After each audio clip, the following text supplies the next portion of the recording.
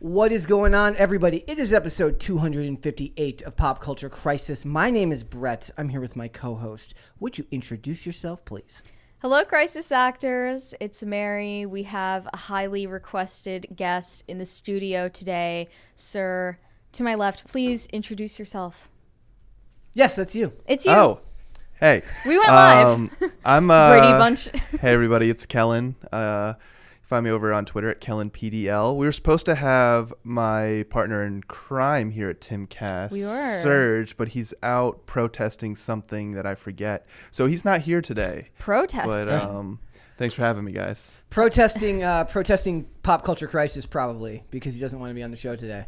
So before we get started, I do want to say, please, if you can, like the video, leave comments on this video as well as anything that we post. Subscribe to the channel, share these things with your friends. It does help the channel a lot. I finally did it. I did it at the beginning of the show. I never do it at the beginning of the show. I always do it at the end. So if you guys can do that, thank you very much. We got a bunch of stuff to talk about today. We are going to talk about the big news, which is Wonder Woman 3 getting the kibosh put on it. Like that, kibosh? What? No? Yeah. What? That's a term. That's a term. I've heard Term that. for what? You can't just throw that out there and not address it. I can absolutely throw that What out was there that? And not address it. They're putting the kibosh on Wonder Woman 3, ladies and gentlemen. Canceled. James Gunn has pulled the plug. It's just another mean term for stopped. Put an end to. Right. So James Gunn has put an end to it, and there's a bunch of news regarding the future of the DCU now that he's making some pretty bold moves going forward. We are also going to follow up on this fantastic old report of this insane writer from Grey's Anatomy who faked having cancer to get a job working for Shonda Rhimes in Shondaland Productions. This story is absolutely bonkers. We might have to go through it kind of piece by piece because the more you read about it, it's kind of insane, like the less believable it actually is. We are also going to talk about Harry and Meghan. That's right. I've tried to avoid it as much as possible, but we have to discuss the royals apparently because somebody hates me because I'm just I find the royals to be one of those things that it's kind of like what do we talk about? Meghan, Ratatouille, and who else? They're kind of hard. Meghan Markle, Emily Ratatouille, Julia Fox. Yes, they're like there are a few other common culprits that we cover. But they're like I find them less interest. Like there's always like something mildly annoying that seems like it would be fun to cover, but then it's just not quite enough. Or Amber Heard. That's another one. We do give her plenty of airtime though. So we got that, and then Kirk Cameron, who is an actor famous for the show Growing Pains. He has tried to launch a series of religious focused book. What do you call it? Story children's hour, books for reading to children at public libraries. He has now been banned from doing so. Yes. So I'm sure many of the people watching can already see where the contradiction is there, what the problem is with that one. Also, Priyanka Chopra is complaining about gender pay gap. So we will look into that a little bit as well. If you guys are ready, we will just get right into it. Let's do it. Are you ready? Let's go. One more time. I need it from you one more time. Let's do it. All right, there we go. We have a formula here. All right, so Wonder Woman 3 gets the axe. Basically, it says Patty Jenkins' Wonder Woman 3 is not moving forward as DC Studios or as DC Movies hits a turning point. The big takeaway here is James Gunn is not afraid to make unpopular decisions if it's in the service of the vision he has, right? It's funny because I see hashtag fire James Gunn trending on Twitter, and then right underneath it is hashtag bring back Zack Snyder. Everyone is saying that Zack Snyder will be the solution to save the DCU, but like it's looking like it's too late at this point. And it's not even money that prevented them from going forward with Wonder Woman 3. Maybe it's just James Gunn's deranged view of quality control. Yeah.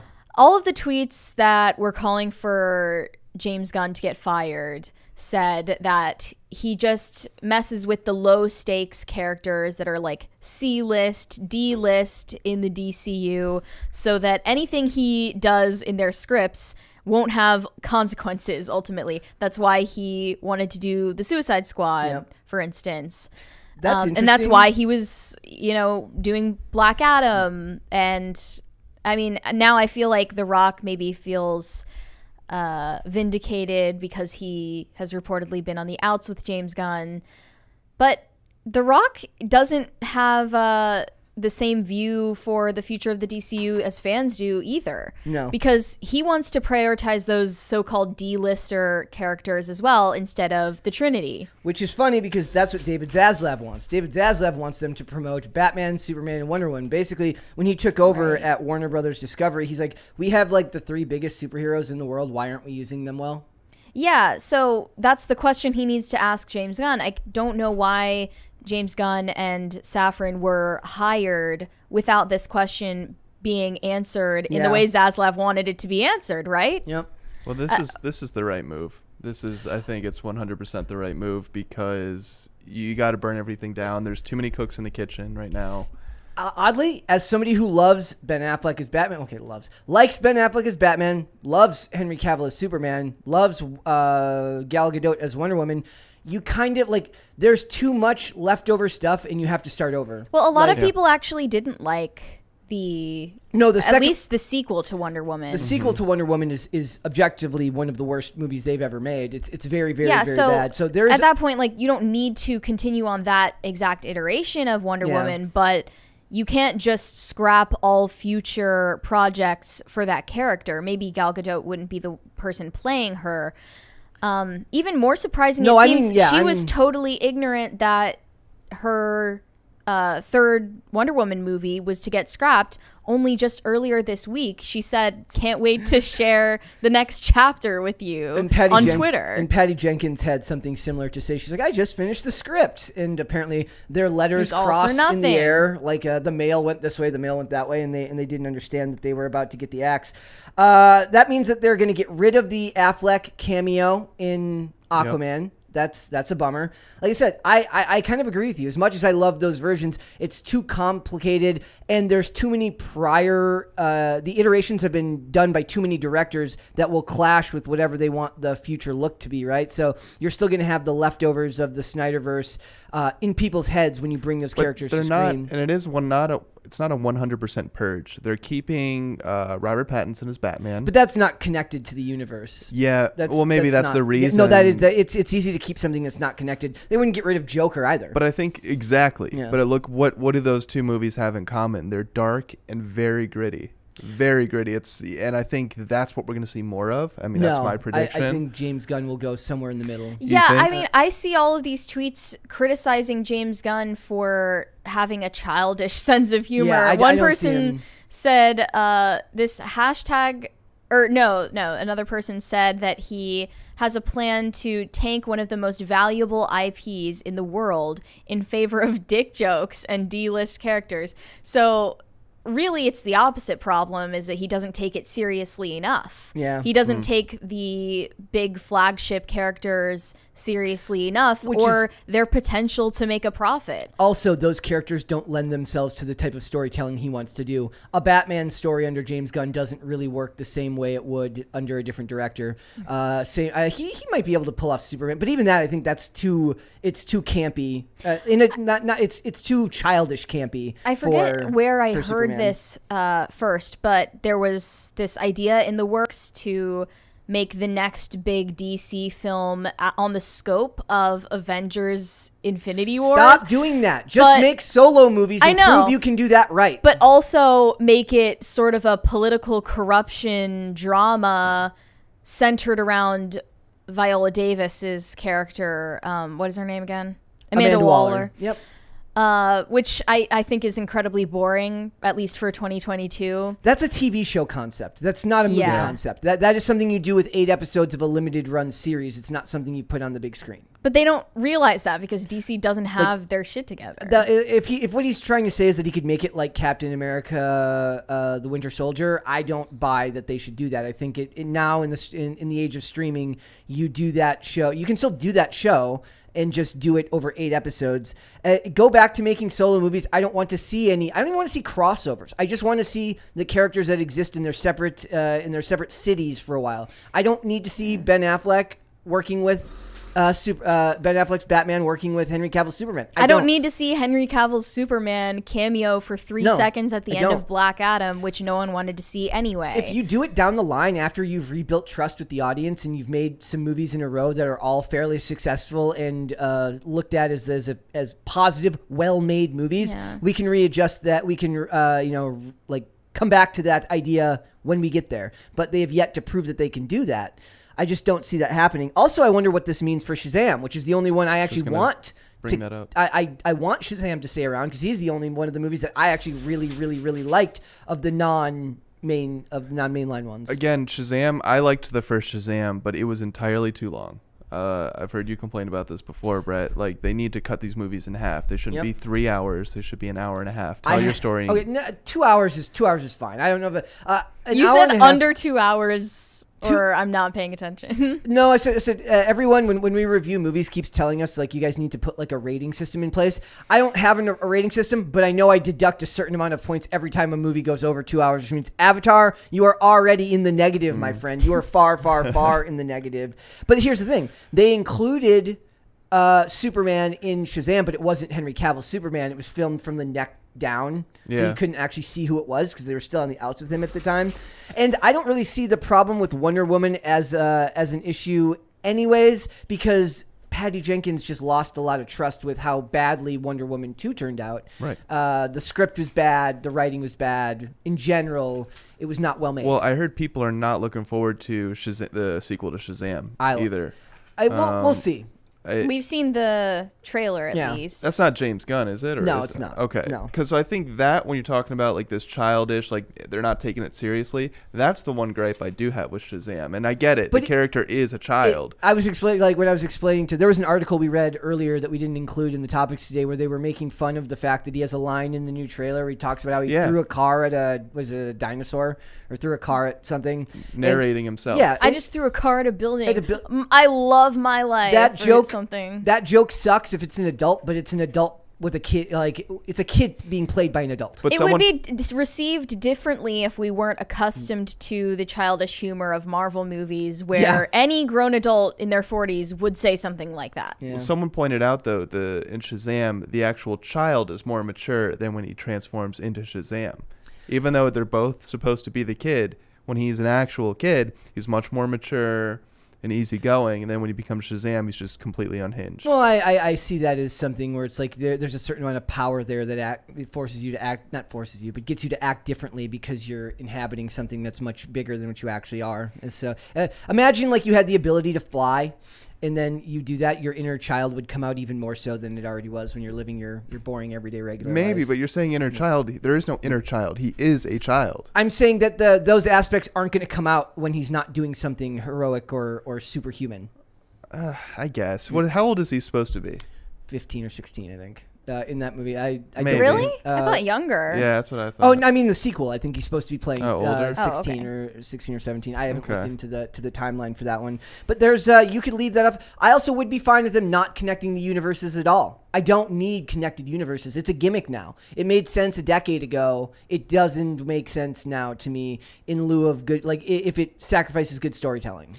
Yeah, but you got to see, with how good the Joker movie was, I want to see that. I want to see how that version of Joker starts impacting other characters. I don't. I want it to. I don't want to have to see. I don't want to have to reconcile the tone of that movie with the tone of a character done in another movie that was completely differently. Well, that's why from the beginning of this conversation, I said I like what he's doing. He's completely going from a clean slate, so he can do that. Right now, one of the problems DC has is... Thank you. Oh, it's a Christmas party. Right on.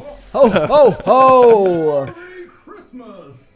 You guys ever go to Secret Santa when you were a kid? Or I'm sorry, did you go to the mall to see Santa when you were a kid? Oh yeah. Yeah? I mean, once or twice, but I hated it. I don't know if I ever did that. I don't think I ever did that. Really? Isn't it weird how we have traditions like that are completely for adults? You guys still don't do that? Like, I do like the idea that there was a tradition where like, hey son, hey daughter, let me take you to the mall so you can sit on a complete stranger's lap. You also went and saw the Easter Bunny. Yeah, I didn't do that either. Did you do that, Mary? No, that sounds even more terrifying. Oh, come on. than Santa. So I mean, You were in the middle of saying something. I don't Yes. know if you remember what it was. No, I was just saying, I was kind of just bringing the point back to the beginning is like, this is why he's clean, wiping all these projects off, and he's going to start fresh, so he can connect them in a way that makes sense. Because I agree, the Joker's not going to fit with Shazam. Nope. At all. So you got to start over. It's also really funny too because it means that Ezra Miller will be his own undoing because they're going to use Flashpoint Paradox Forgot as the about way to redo the story. So they can both recast him as well as all of these other actors. And here's the other thing: they would win a lot of points if they do the casting changes. Say you get a new Batman, new Superman, and new Wonder Woman.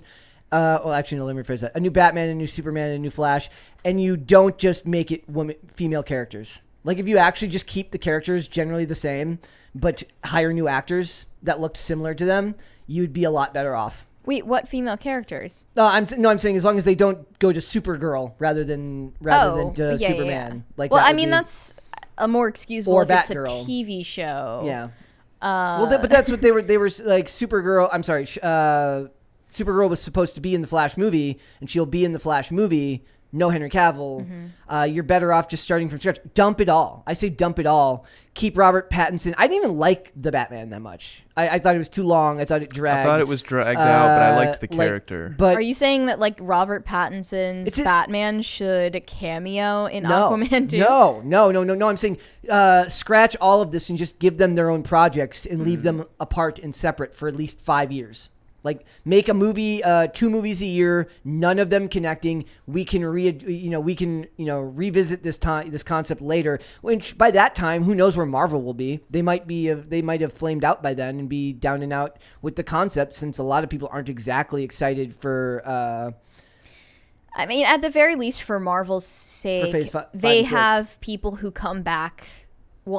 Time and time again, they come back to any Marvel movie in theaters. And then when it comes to DC fans, they're very loud on the internet, but when it comes to actually going to the movies, including Black Adam, they're nowhere to be seen. And they have like constant infighting and complaining. Well, I wonder if it's actually the opposite way around. They actually are the ones going to the theaters, and they just haven't captured the normies' attention. Well, do you feel like, I think a big problem is, do you guys feel like you can relate to any of the DC characters? More than I can the Marvel characters. Which ones? And how? In relation to like, what do you mean relate to? Because inherently I'm nothing like any of those characters.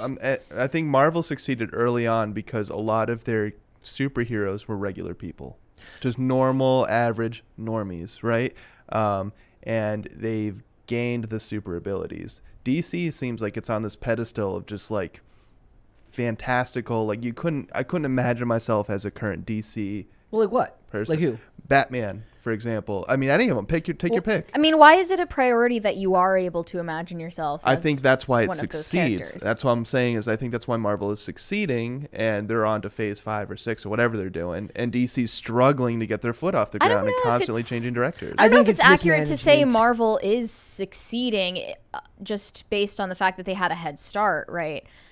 They're still among their own fan base a huge amount of fatigue and Recently, though. I think it's just DC mismanagement. This story, and we've got a chat from Caper2X that kind of illustrates the point perfectly. They're always a chicken running around with their head cut off without solid plans, too many news leaks, too much stuff coming out. Whether you like Kevin Feige or not, whether you like Marvel or not, it is a tightly run ship that seems to, outside of the complaints about CGI in time, working, crunch time, it is a tightly run ship with storytelling that seems to fit tight. It moves forward at a very clean pace. For me, I've never been invested in the DC universe or the MCU, one or the other, in a team way, like a team loyalty way. Yeah. But because obviously I'm here to comment on it and have opinions about it, I do kind of feel it's weird that this overreaction has happened because no one is forcing you to be loyal to DC or to Marvel. No one is forcing you to consume any content related to DC Comics at all. Somebody also pointed out in the chat, I was just checking. Yeah, the fact that Green Lantern is not being mentioned at all is a crime. Yeah. And like with multiple, whether you want Hal Jordan, Jon Stewart, there's like a bunch of versions you could do if you wanted to take it in any such direction, and it would work perfectly fine in today's day and age. But it also is like that's a high budget movie. It's not going to be able to be made at a low budget. So I'm just I'm over it right now. I'm over the announcements. I applaud Kevin Feige for being able to run a company that seems to always have its crap together, no matter how bad it is. I hate the writing. I think it's poor. I think most of the stuff is poorly made. I think they're putting out too much of it. But at least it seems like they have some type of coherent plan going with everything they do. So I don't know if they do. It doesn't seem like that at all, actually. I disagree. When they announce their projects, you get a 10-year, you get a map of when these things are supposed to come out. And barring a few small changes, they come out when they say they're going to come out. Is the product mediocre? That hasn't been given to us yet. There's no... For 5 and 6, it has. But they might Well, review it. Are you talking about Marvel? Yeah. Okay, I thought you were talking about DC. No, I'm talking about Marvel. I said, well, say what you want about Marvel, but it is a much better run company, even if the storytelling is atrocious. They've also had more wins than L's recently. I mean, Not their series, recently, yes, before. their series, like their Disney Plus series, have been received pretty well. When you're talking about DC, the first Wonder Woman was great. Shazam was great. Batman was great. But then you're talking about all these other projects. Marvel wins more of the time than they lose. I would say most of those shows have been received. I mean, by Marvel fans or Marvel critics.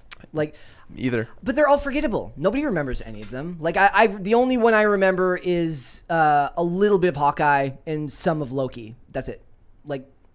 It's also too much. But you don't want them to pump out, like you're saying, that's forgettable. But is that because of the actual storytelling, or you think there needs to be too much content? More content. Too much content. I think it's too much content. Okay. I would like all of these companies to cut their storytelling in half and put out less material. Focus on making better products and less of it.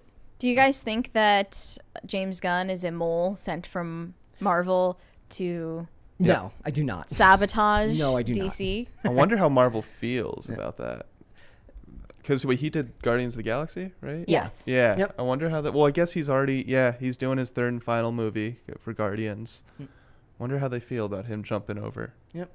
All right, let's go Super Chats. Grant Thompson said, they aren't royals. They've lost all titles. Good. Oh, about Harry and Meghan? I thought they still were the Duke and Duchess of Sussex, right? No, I thought they lost. Or they're they no longer considered royalty. Lost all titles. That's what I thought. Okay. Rega Tan said Kellen played Disco Elysium. He tells everyone to do this. You gotta play it. What is that? It's a game. It's a game? Is it a fun game? Ask him more questions about it. He'll answer. Potatoes for Seamus said, no surge, we purge. Grr, now we're just stuck with Kellen. Feet IRL. Grr. By the way, Brett, you're so awesome that nobody can come close to it. We all want to be as cool as you are. This feels like now it's getting into hyperbole to the point of sarcasm. Like, this is why you need a sarcasm detector on the internet. It's very clearly sarcasm. And then he said, hi, Kellen. Glad to see you out of the attic. I can't read the rest of that. What does the rest of that say? It's good to be out. Hello, Miss Mary. Bad app. The wedding was wonderful. So you guys had your wedding? I wasn't even there for it. You didn't even invite me. Wow. I'm sorry. I didn't invite you to my wedding that didn't happen. It was on a beach. Ah, that makes sense. Mm-hmm. Big Dave said maybe Gunn wants to recast Wonder Woman with Jennifer Lawrence. Hey, we could do that. She was the first female action star. It'd be funny if she's like, they've never made a live action Wonder Woman before. Yeah. She should just turn this into like a weird type of performance art. I was the first Wonder Woman in a live action film, and they hadn't done that before because it wouldn't work. She should just lie. She's like, I was the first woman to make a movie on digital, and just make up things that she's accomplished from now on. Make that part of who she is. She had a story yesterday where she said that she was like they had never done a female action star. Yeah, before. Ridiculous. Big Dave. There's a giant billboard in Louisville with Jennifer Lawrence's face on it. And it's, really? It's a little bit frightening when you drive what into the city. What is it advertising? Jennifer Lawrence. It's advertising Jennifer her. Lawrence. Yeah. It's like this funny. is Jennifer City or something like that. That's weird. Yeah, but you can tell she probably has a lot of disdain for her hometown. I bet you she does. Yeah. They're all backwards and Well, not only immature. that, she has disdain for anything that she did in the past, before the last 3 years, I bet. Yep. I'm surprised Big Dave actually commented something. Oh, yes. You noticed that? Yes, back to his regular name and commented. Thank you, Big Dave. Caper2X said, because she was the first female superhero actor. Yes, yeah. Caper2X said, another DC flaming story, Brett. LOL, make mine Marvel. Look, we cover it because I want them to do well. I don't like having to rag on them, but I will say that whether I like it or not, him making the choice to start over is a bold decision that I think they need a bold decision right now because there's too many loose ends connected to too many things that have rubbed too many people the wrong way. Meaning, like, yes, you've got these great moments in other movies that worked out that people are fond of, but there's so much that connects all of it together that you can't get the taste of the original Justice League movie out of people's mouth. It was that bad. Right. The original cut of it. You can't get the polarizing nature of Batman versus Superman out of people's minds. You have a lot of baggage there. Starting over might be the best option. I don't know. I would certainly still love to see those other actors in those roles, but maybe you could do that with certain ones that are young enough in Elseworlds type stories like Batman with Robert Pattinson. The problem is they've already been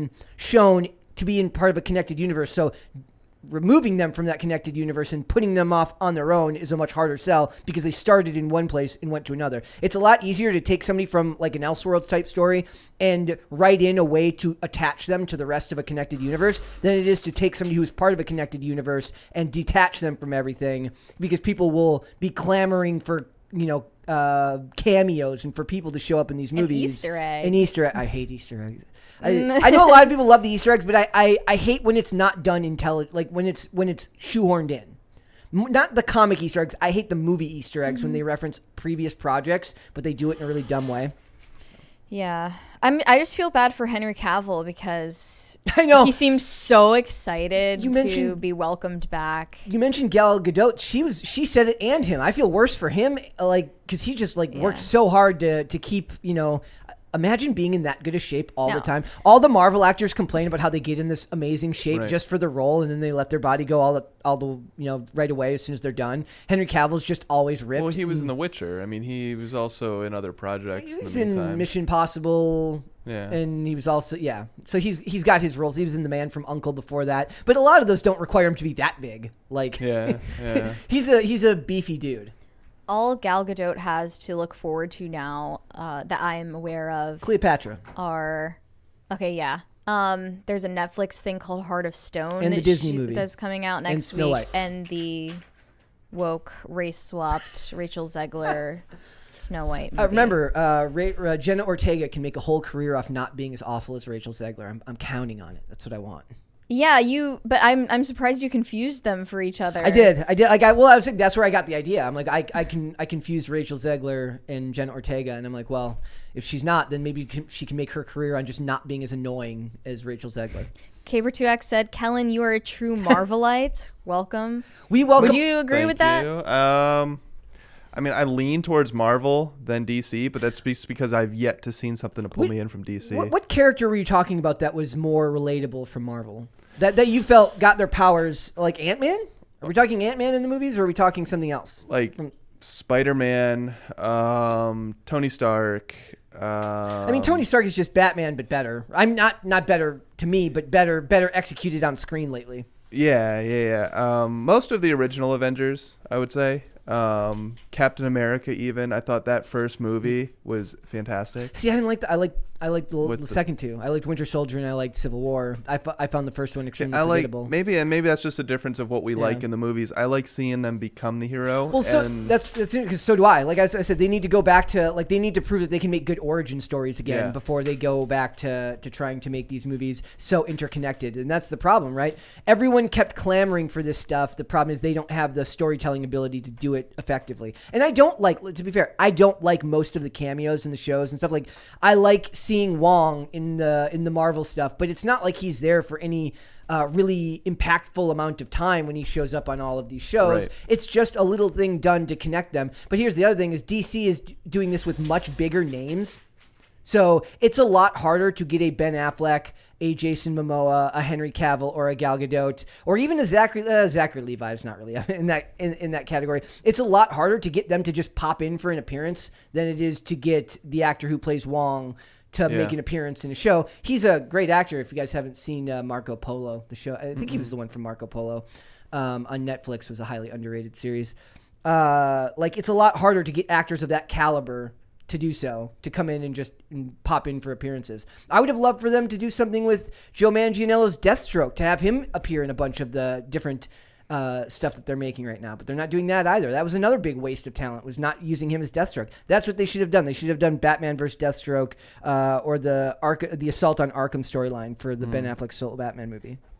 Let's continue the super chats later. All right. So, guys, this story, we weren't live when we covered this the first time. So there's this writer she was on the show Grey's Anatomy. Her name's Elizabeth Finch. And earlier this year, it was in, did I get that right? It was Elizabeth Finch, right? Yeah, Elizabeth Finch. With an S. Elizabeth with an S. And basically she was they started an investigation in like May or June where they found out that she lied, or they suspected that she lied about having cancer. You mean this last year? No, this past summer. Well, actually, she had to take leave from the Grey's Anatomy writer's room in March this year.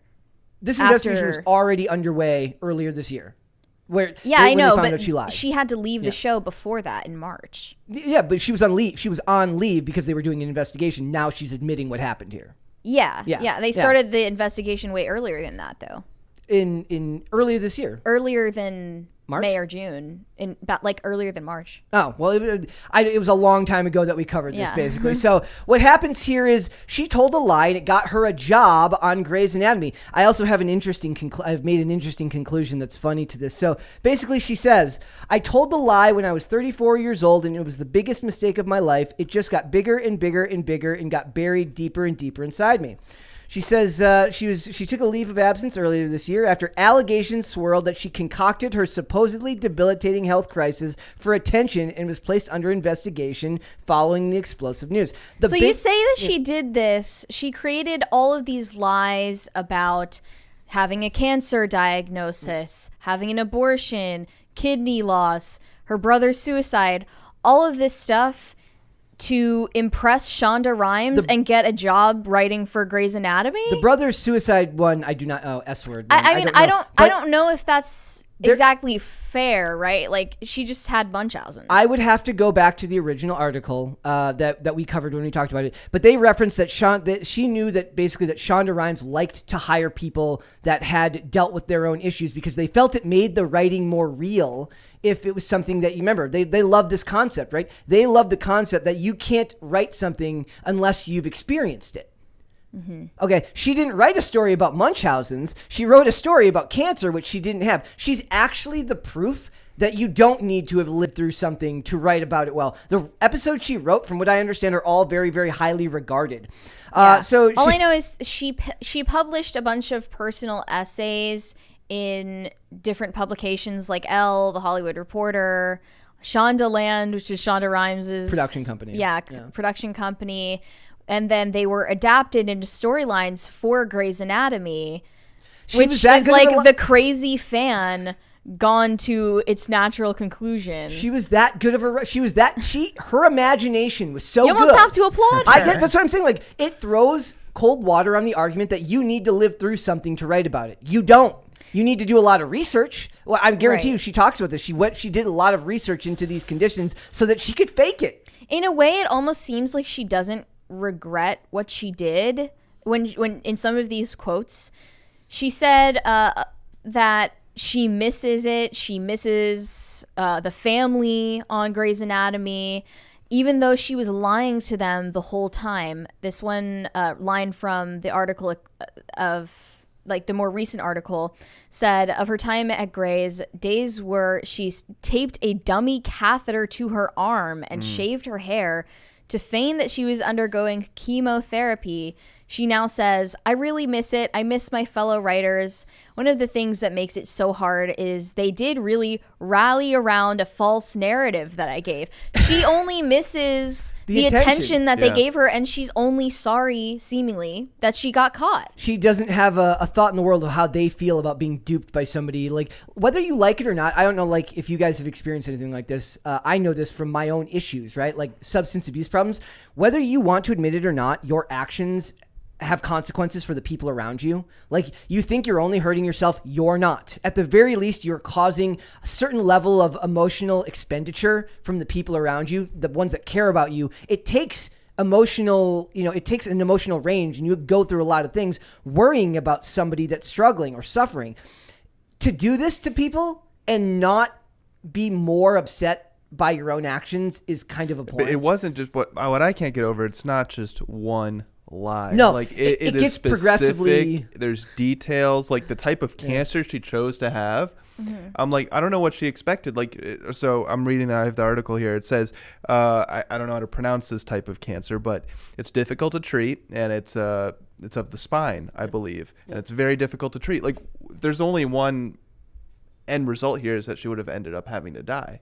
So, like, I don't know what she was thinking, right? Why would she choose such an aggressive, it's choosing the short-term reward of getting attention and care from the people around you, but then not thinking about the long-term consequence, which is that, like, eventually this is going to catch up to you. It is an addiction, which she's going, like, a weird form of addiction. She's addicted to the sympathy, to the attention. And now she claims I feel for her, that she claims that she only behaved this way and concocted all of these lies because of her own trauma. Yeah.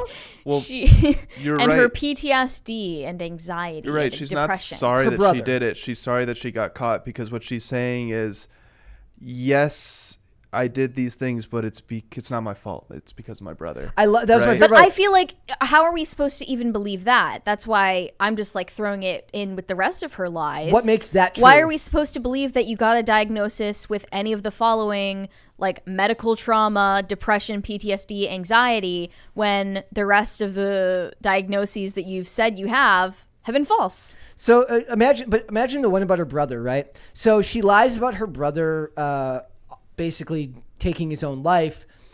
That's such an easy thing to check. Yeah.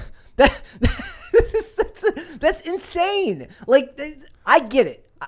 You're wanting for attention, and they basically the doctor who evaluates her, armchair evaluates her, basically points out, says she's addicted to, like, getting attention through alternative means. She doesn't want to ask somebody, please pay attention to me, please do this. She needs to get it through self-defeating means. Yeah.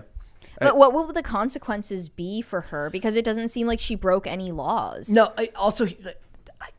I mean, she'll be fired. I'm guessing she'll be fired. She's not going to be welcomed back into this industry, but it would also she's also, like, a very talented writer. Yeah, that's what I'm saying. Yeah, like, but go you write. Can't trust her anymore. She could write under a pen name. She could write scripts. A lot of people would say, what is the substantive difference between creating all of these scripts for Grey's Anatomy that dramatize medical traumatic situations and present them to the public for their consumption when they're, like, stuffing their face with junk food on the couch? Yeah. And what Elizabeth Finch did, which is really the same thing, but she just exposed these fake stories to less people. Yeah. As her own. I don't know. I don't think one is art and one is 100% art, and one is not going and gaining sympathy points from other people. Yeah, those are real people that you're forcing to care about you in a way that, like I said, going through something traumatic. I don't know if you've ever had a family member that's been through something, struggled through something really, really bad health related, or even a coworker. You're with them because you developed an emotional connection with them because you've worked long hours together. Yeah. Writers' rooms can be extremely close. Another thing that I think is really interesting is, think about this.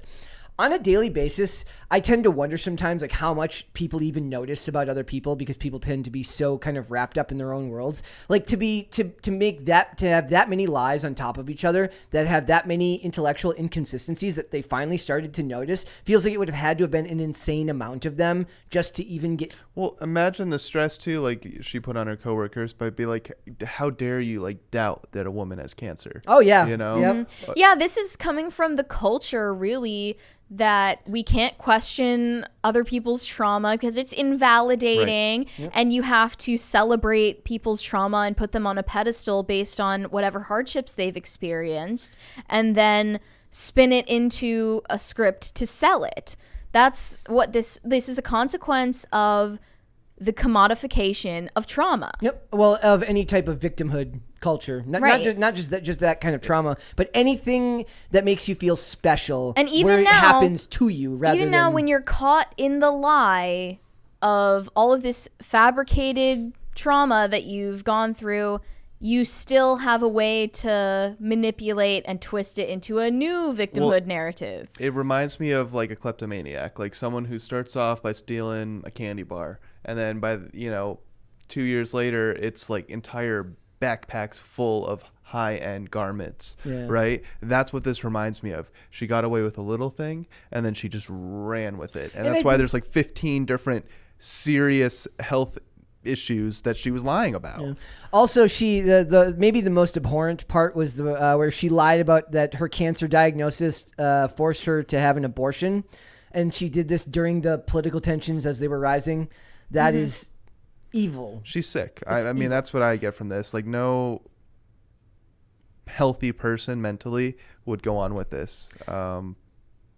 She's ill. Yeah. So, and here's the other thing. I have a lot of sympathy for going through that. It's the amount of other people. All people that are traumatized and acting out are liable to hurt somebody else in some way, shape, or form. Especially like when you're self-destructing, and this is just a strange form of self-destruction. Right. But it does speak to like great art comes from trauma, right? She created. I don't know if I'd call episodes of Grey's Anatomy great art, but certainly corporatized, above average network television art can be done. And I'm sick of the argument that you have to have lived something to write about it, because clearly your imagination is a very, very powerful This is tool. the ultimate proof Yes, against that that's true. claim Yes. that, in order to accurately represent something traumatic, you had to have experienced it yourself. Clearly, that's not true, and we've gone to this ugly length to prove that. And there was also, I think, she was divorced from her partner, and her partner, it came out because her partner basically, they contacted her, and she's like, no, none of this is happening. Like, that's bonkers, dude. Well, it reminds me of like if you ever see like a traumatic event on the news and they start trying to interview people. Yeah. And it's like a person that was there and experienced it, and they can't. A lot of times they turn into memes because they tell such an exaggerated version of the story, or they can't get their words out. So like I agree with you, Mary. It's like me on the show sometimes. Your experience really means nothing in terms of being able to tell a good story, because there's so many people that are like live through the worst possible things you can imagine, and they can't even get it out for one reason or the other. You know what, guys? I think the case of Elizabeth Finch is so interesting, more interesting than all the seasons of Grey's Anatomy combined. They should just make a spin-off about her. It's going to be a Netflix documentary. Finch. I'm sure it will be. And until they wring this sponge completely dry. Call it Finch's Fibs. Pinocchio woman. I don't like to rag on somebody because she's very clearly sick, but it's Right. it's that much manipulation in the workplace that's kind of crazy to me. And it is one of those things where, like you said, they've turned all trauma into a commodity, into a form of currency in their industry. And maybe it's particularly worse there than it is in other places, but it proves like the type of person that it signals to the type of person that goes and looks to work in that industry. Plus, she's already a writer. She's already naturally likely creative. So it's just you're creative, and then you also have this problem, and it leads to bad things. Right. Here are some reactions to this new piece on Twitter. One person who actually I think is a writer and producer for The Witcher and Vampire Diaries said, for the record, we all thought she was dying of cancer. Like, this person worked with Elizabeth Finch. Sorry if I don't buy a redemption arc dictated from her quaint Topanga Canyon front porch. And another person said that Elizabeth Finch was responsible for writing the worst episode of the entire series of Grey's Anatomy. I don't know which episode that one I don't know what they're was. talking They about. said season 15, episode 19. But basically, like, people are grossed out that this content is still public. Yeah. That she wrote. Well, I mean, I I don't don't care really, about that doesn't that. really bother me, Yeah. but like, But it I'm does- sure like the censor happy people are saying Yeah. like we should get rid of all the episodes she was involved in. those think- people don't have an argument. It's the people she worked with that should feel outraged. She shouldn't still have a job after this, is my opinion. But for the I No, mean, give her more work. Just Well, don't I believe think- anything she I says. think it's, I she mean- can never miss a day of work, and she can never claim that she's sick again. I think going under a pen name is probably a genius move for her going forward. She's obviously a talented writer. She's got a wild imagination, and I think she could create good art. But yeah, like in Elmore a Finch. workplace on a cast, Yeah. I don't know anymore. She can go by Ellen Finch or Elmore Finch. Elmore. Go by Elmore Finch. And Do you guys think this is like psychopath behavior? I think Like it's- having no remorse, no empathy. I mean, I feel like I see more of that every day of people who just don't want to. When they get caught, they're not sad that they got caught. They're just sad that, or they're not sad that they got caught. You know what I'm saying, right? They're not actually guilty. They just are sad that they got caught. Yeah. My brain's so not like, working do you today. think that she's like a psychopath for No. Oh, doing no, no, this, I- or she's she's sick. just like sick in the head think Well, she's in sick in another the way? head. Psychopathy is sick, right? So, in this article it says there's most likely an underlying personality disorder. Yeah. So she's sick, but psychopathy is being sick. You know? Yeah, true. My brain is not working today. That's okay, Brett. Why not? I don't Happens to the best of Because us. you're drinking a mini monster. No, You need no, I you need one of the didn't- big I didn't drink versions. Any I think they're Monster actually the same yesterday. size. My brain is not working today. It's very, very interesting. Maybe I'm sick. It's like the third cloudy day in a row. Maybe I should go to the doctor and see if I've got a condition. Okay. What is there a condition, doctor, for brain doesn't work some days? I mean, I can't say that word on YouTube. Fair enough. We got some super chats. Wayward Soul said Batman and Robin 66 would figure out the URL mystery from the Batman way quicker. Riddler wouldn't make that mistake to the Bat computer. To the bat computer. Bro Cody said Wonder Woman 3 canceled. Now I'll never know if the good guys win and the bad guys lose. But this also means that there's a 100% chance that Wonder Woman won't like R-word another guy. So that's good that won't happen. She won't allow somebody to just pretend to be her ex-lover and then have sex with him and not admit that that wasn't actually him and she basically used him. Dane Font said he says it to everyone. Don't feel special. LOL. For what? Who says About Regatan telling yeah. everyone You- to play You Disco should feel Elysium. special though. You should feel special. Well, Just thank not you. about that specifically. Kara May Thank you, said Dane. Kellen needs to do an ad break for Ghost Shirt. Ghost shirt. Is that like ghost, Ghost bed? Shirt. Promo code BOO. Promo code. Have you guys talked about the ghost bed on here? No. No.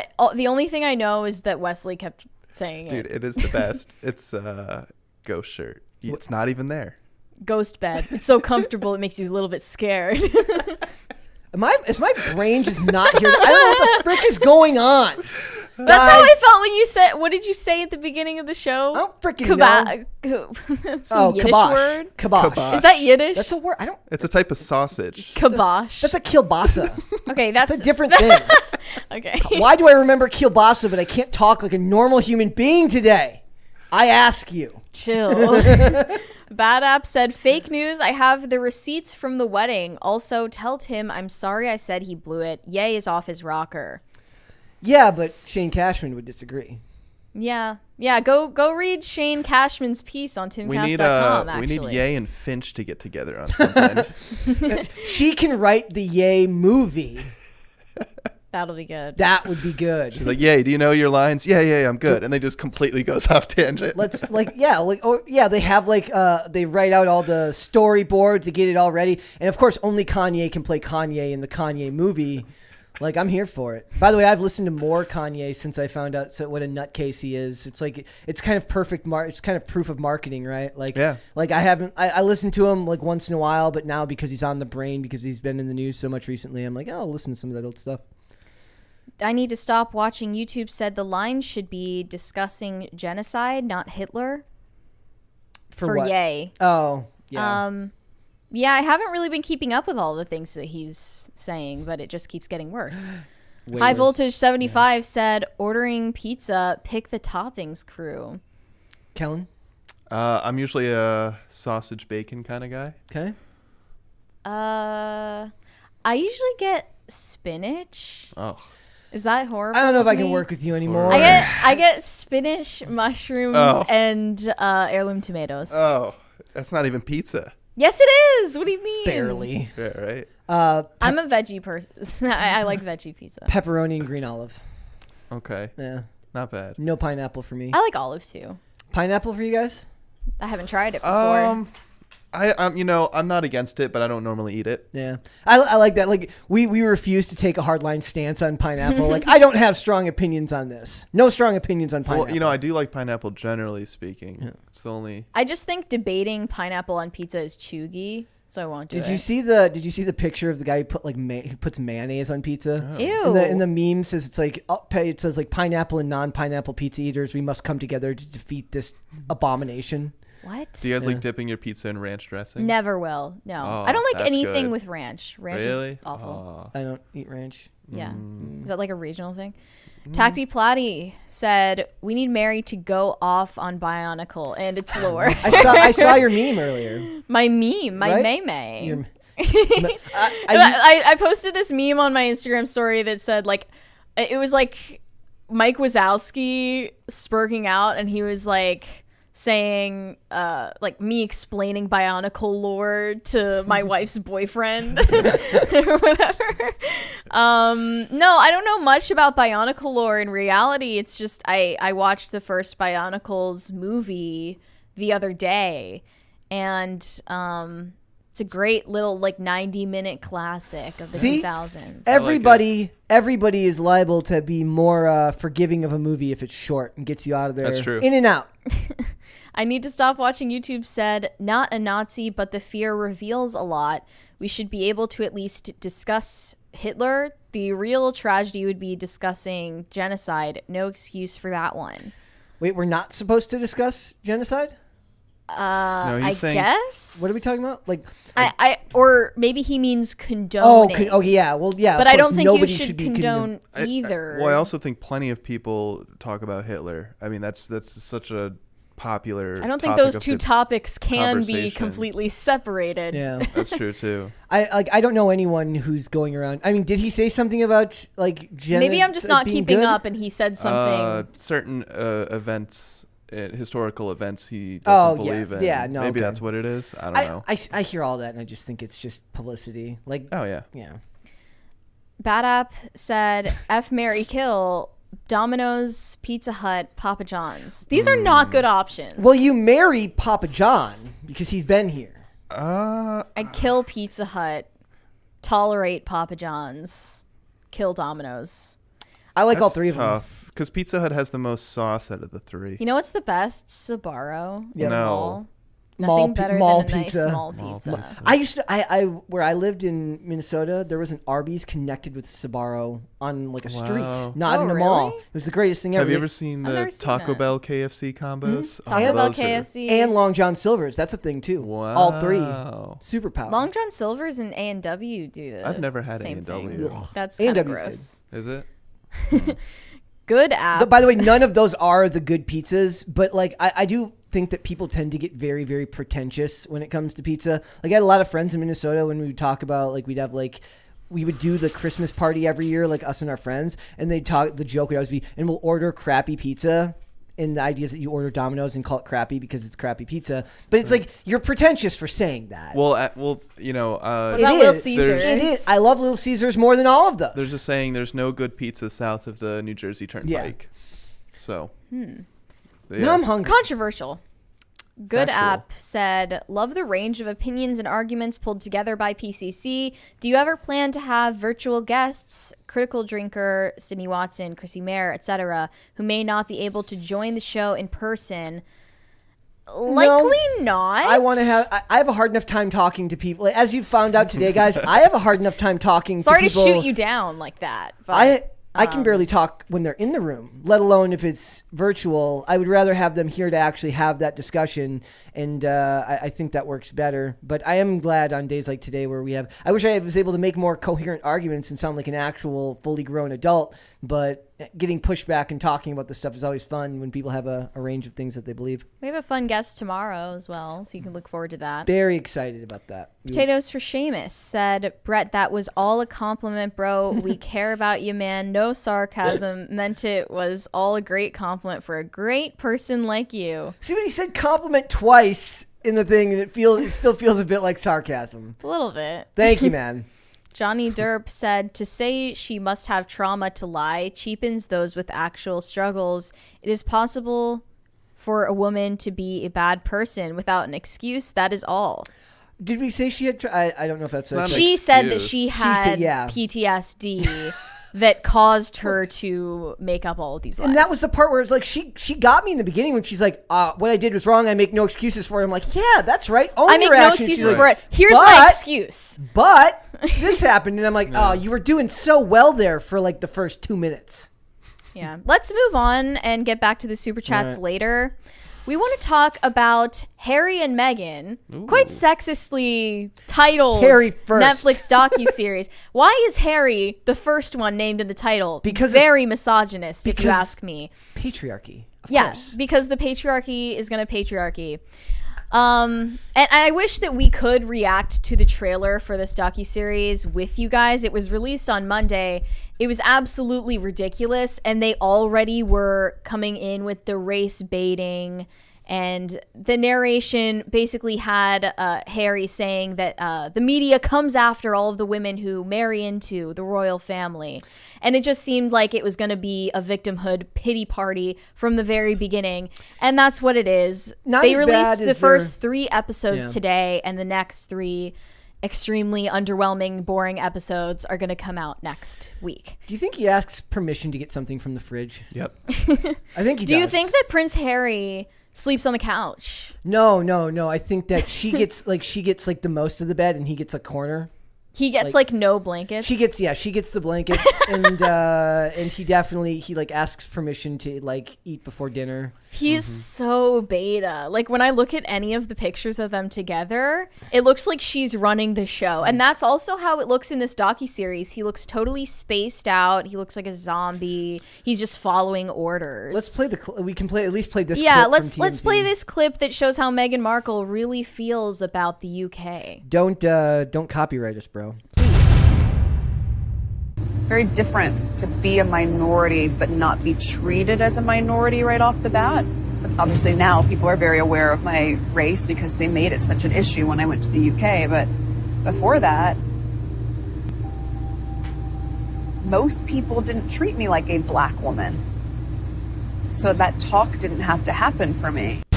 What I think she just tacitly admitted is that America is better than Britain. Thank you. No, I think that she's actually just showing her disdain for the public in the UK, actually. Meghan Markle, who treated you differently or discriminated against you for your race in the UK back when you moved there? I think that the media coverage around her and Harry was almost completely positive until they started ramping up the hypocrisy over the years and showing their contempt for the public, for the royal family and his background, and for the media. And now they're using this docuseries to frame it like the bad racist media and the bad racist royal family and the horrible racist public of the UK forcefully drove us out of our own country, and now we have to go live as exiles pretending to be like the Kardashians in America. With like, Oprah. Yeah, like going on Oprah, taking multi-million-dollar deals with Netflix, with Spotify, They also just making got, the absolute most of their public status. They also just won an award for anti-racism last week. Good for them. Yeah. Yeah, because what did they do? What did they accomplish? They complained about racism. Therefore, here's your award on anti-racism. wanted And there was this incredibly manipulative part of the docuseries that I read about where they showed this young girl who was black saying that she hopes that Harry and Meghan's public relationship will I have to go find the quote, but it was incredibly manipulative. It was about improving race relations in Britain. She wanted to be Kate Middleton, Princess Diana so badly. Yeah. And it just, for whatever reason, she claimed it was because everyone's racist, right? Yep. But it just didn't happen for her. So when the game didn't go her way, her and Harry decided to quit. But they framed it at the time as like, we don't want to be in the public's eye all the time. But then yet they why were did always you in the sign public eye. the deal with Netflix? Why did you go on Spotify. Oprah? Why did you Spotify? Yeah. Right? If you guys were so concerned about the public life and you guys wanted a nice little quiet cottage, you guys are choosing to go out and put yourselves at the forefront of everybody. Yeah. And it was weird. I was watching the first 10 minutes of the documentary earlier today, just the first episode, and it's kind of cute. They're showing them how they met, but at the same time, I'm like, wait, They met on who Instagram. cares? They met on Instagram. So let this They be did? let this No. be a message. Who slipped into whose DMs? I didn't get that far. I just know that they said they met on Instagram. So let this be known, guys. Yikes. Like, shoot your shot. You may end up with Meghan Markle. I wonder if he slid into Meghan Markle's DMs or the other way around. The thing is, like, it's so obvious from Meghan Markle's past career in blue collar acting and modeling, basically, that she wanted to go in and manipulate Harry, the beta cuck that he is, into being her show dog and her, like, riding on the coattails of that family name all the way to the status of fame that she's at now. They wanted all of the notoriety and fame and privilege that comes with being royals, but then shrugged off all of the responsibilities and expectations, meaning they wanted to be what the Kardashians are, and yet there's still a sad, pitiful excuse for the Kardashians, which is, I can't think of like a lower insult. And Piers Morgan has been lambasting them on Twitter. He has a funny hatred for Meghan Markle that I actually He get a kick out even of. words it very cleverly. Here's one of his tweets. He said, "Disgusting how they're repeatedly trying to brand Britain a racist country. Most tolerant place in Europe, as all the coverage of their engagement and wedding showed." And he called this docuseries a nauseatingly self-serving, narcissistic, rehashed whine-a-thon, and published a piece this morning in the New York Post, which he titled, "Meghan and Harry are the royal version of the Kardashians, only with less class, loyalty, or brains." Which is absolutely true. Definitely less currently, loyalty. his Avi on Twitter is a picture of him with Queen Elizabeth as well, and he's saying that they're dishonoring her memory only a few months after her death. I suppose they couldn't have foreseen that, since this has been in production since 2020. Actually, here's something really interesting, a little bit of trivia about this docuseries. It was directed by a woman named Liz Garbus, who directed The Handmaid's Tale. Oh, that makes sense. That makes perfect sense. It's so fitting for Wow. Meghan Markle's dramatized victimhood narrative about how she was treated so unfairly and cruelly oppressed while being a literal princess. If it was really that bad, then why did they have to put so much? Why did they have to put all this fake footage in the documentary? Yeah, the stock footage. I saw this on Twitter Right. maybe a day or two ago with all this stock footage that has. Yeah, they just took it from like other Netflix shows. I think one of the things they got was from like a Trump related thing. I know exactly where they got the stock footage. Let me tell you guys. For the trailer, Netflix, I guess, was on crunch time, even though this has been in production for 2 years now. They didn't know where to get footage that would show them being, swarmed by paparazzi, as they claim they are. But they needed to put forth this framing that the paparazzi is invading their privacy and they're on the run all the time from the public eye. So they got footage from, firstly, a Harry Potter movie premiere in 2011. They got some footage of paparazzi photographing a British model named Katie Price as she was going into a court hearing. They got an overhead shot of Harry and Meghan and their baby looking like they were getting spied on, but it actually came from a pool of 3 photographers that were specifically hired to photograph them while they were on a visit to Cape Town to meet an archbishop there. Nothing in the world is real if you're seeing it on a computer screen or a TV screen. And the Trump thing you mentioned, Kellen, was footage of Trump's former lawyer, Mike Cohen, getting swarmed, getting in the car while he was on the way to prison. Stolen valor. Not even from the UK. Well, you guys know why. I figured it out. Why they had to use all this fake footage. It's because the paparazzi are so racist. They didn't want to take photos. Yeah, they So were true. they were afraid they of didn't want like to take photos of them. They didn't want to swarm them. Her behavior to me, loath as I am to kind of single her out here, it kind of feels like how people talk about, you can get 1,000 nice things said about you online, but you'll focus on the three negative ones. And it feels like people like her specifically have made an entire business model out of taking the few negative ones and making that your entire identity and your personality. You just have to bag a Totally. literal prince. But it's because well. she's a narcissist, and to narcissists, any attention, negative or positive, is all the same to them. It's still a supply for that ego that can never be satiated. Yeah. In fact, from one of those stock footage situations, the one where they were getting photographed by 3 like specifically permitted photographers in Cape Town, he came out and tweeted this photograph used by Netflix in Harry and Meghan to suggest intrusion by the press is a complete travesty. It was taken from an accredited pool at Archbishop Tutu's residence in Cape Town. Only 3 people were in the accredited position. Harry and Meghan agreed to the position. I was there. No, it's just a misperception of the truth. We were covering an official visit where they had taxpayer-funded protection on all the trappings. This is just nonsense. The palace was not some setup. No conspiracy here. Just lies and misuse of photos. It's turning victimhood into a business model. And to do that, you have to, what the director, I'm assuming, was doing is saying, they need to be able to visualize what they've gone through. So what if we don't have any actual evidence of that happening? We need to show them what it was like. And so what if it's not actually shots of them? Yeah. It's a documentary. It's kind of like, it'd be funnier if they did like the Cold Case Files thing where they just get reenactments and they have fake Meghan and Harry getting into a car and then have a bunch of fake press passes. They're not even holding real cameras. That That would funny. be awesome. I would totally watch that. A lot of the comments were disingenuously saying, like, they're using the stock footage to capture the vibe, like, get over it, like, chill out. And I'm sure that's what their excuse is, but don't tell me they weren't trying to get one over on ignorant viewers. No. Well, I think they also probably signed a deal for X amount of episodes with Netflix, and then Netflix realized, oh my God, you guys have nothing to say.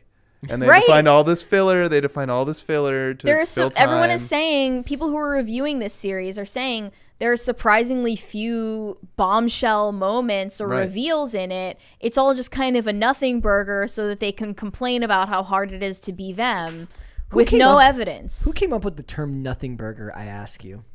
Probably someone who was served a burger with nothing in it. So it says, it has been reported that the couple met through mutual friends, but Prince Harry reveals that he first saw a goofy Snapchat dog filter of Markle while he was scrolling through Instagram. When a mutual friend had reached out to Markle, they called him Prince Has.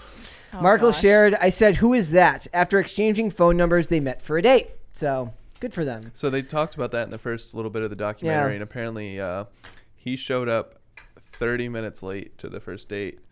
And, good power move by him. Yeah. You go, King. And Meghan almost got up and left. She's like, oh, so this is his move, isn't it? I'm like, really? Someone's late. You guys are in a major city and someone's late. Like, that's not a surprise. And you think that's like a move? No, that could be. The guy that could playing? absolutely be a move. I don't know about that. People are That's For a Prince ridiculous way to Harry? think. Like, why does he even need that kind of Exactly. leverage? whether I actually buy that he's that forward thinking, I'm not sure. He seems like a complete moron. Yeah. In fact, like, after they had to, of course, address his scandal where he dressed up as a Nazi at a party in 2005, he was like 19 or 20 years old, Dude, by the way, probably old enough to know that there would be consequences for doing something like that. He said it's the biggest mistake he's ever made in his life, but he used it as a learning opportunity. He talked to like the rabbi of London. He went on a little vacation to Berlin to talk to Holocaust survivors. Imagine like aren't you so great? It's the But disease he of is such a affluenza. hypocrite. It's just like, a Justin Trudeau or a Gavin Newsom, right, who just can't stop dressing up as other cultures and other races. Didn't Ralph Northam do it too? Or Was am I it imagining Ralph Northam or Gavin Newsom? I mixed them up in my I think they head. both did. But you know what? Like, there was this story about Shocking. a kid in Texas years ago. Maybe like 5-10 years ago, and he went drunk driving, and tragically, a few of his friends died that night. And he got off on all charges because they said he was too rich to know any better.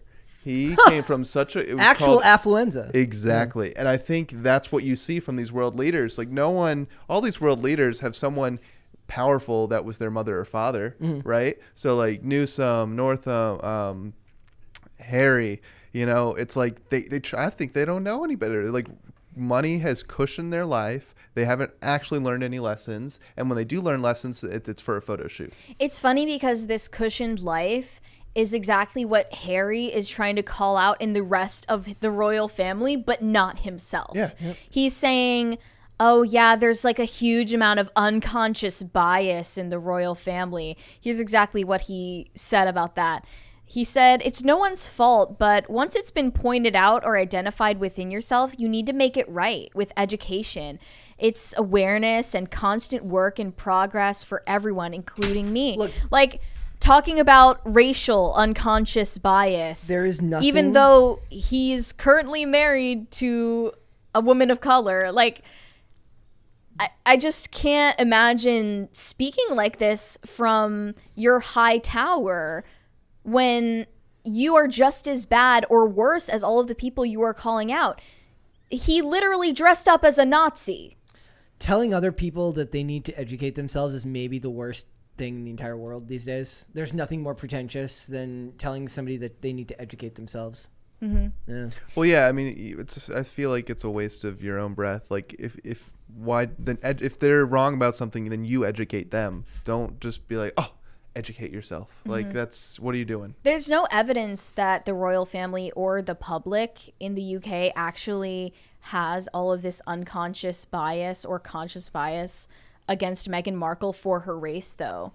Like, there's been no evidence of that, and anytime you try to criticize her, you're accused of being racist. Right. It's insane. I think that's why these topics don't interest me, because it's literally so bonkers that I'm just like, why would we even want to talk about somebody who's an actually became royalty and still find something to complain about? What choice do you or I have? And it really does kind of speak to the idea of your mindset controls your life. You can be poor, you can be extremely poor, you can have nothing in life and be extremely happy. Or you can be rich, have everything, and be extremely miserable. How you perceive the world around you really plays a huge role in what level of happiness you have in the world. And they're clearly, I almost feel bad for them in a way. Like, you're never, I mean, I don't know if they're like this behind the scenes. If what she's displaying to us here is actually who she is, which I highly doubt, I feel bad for her because she's never going to be happy. She's always going to be miserable. Yeah, no amount of privacy or public attention on either end of the spectrum is going to make you happy if you need validation from other people and you need sympathy in order to just like emotionally survive. Like, even though you're an insanely privileged millionaire with the media mainly on your side, and they're there to protect your reputation at all costs, and you have a PR team that also pays them to write positive articles about you, that's a real story. A lot of people also don't know that that's a thing, that like people Right. get paid to write articles positive or negative about something. That's that's not a conspiracy theory. That's just how the media No, works. it literally is proven that Meghan Markle's PR team was paying out like I think $20,000 per positive article about Sign her. me up. So I mostly agree with that statement, but I think the way to fix that for Meghan, if she's truly so concerned with people's opinion of her, is you do need to take yourself out of the busy entertainment world and go live a secluded life. Don't sign a Netflix deal. Don't sign a deal with Spotify. Raise your family and just meet your neighbors. Have a normal life. And I think over time, that's the way to do it. She will realize, oh, you know what? I don't need Hollywood, but she's doing this, it's very convenient the way she's living her secluded life, Yeah. She's not truly diving into it. She's still holding on to the stick that's connected to the royal family. Yeah, the thing is, she lives better than all of the middle class British people that she is criticizing for oppressing her or targeting her. And she's not willing to give up the notoriety she has that allows her to whinge about it. Yeah. Whinge, and get sympathy for it.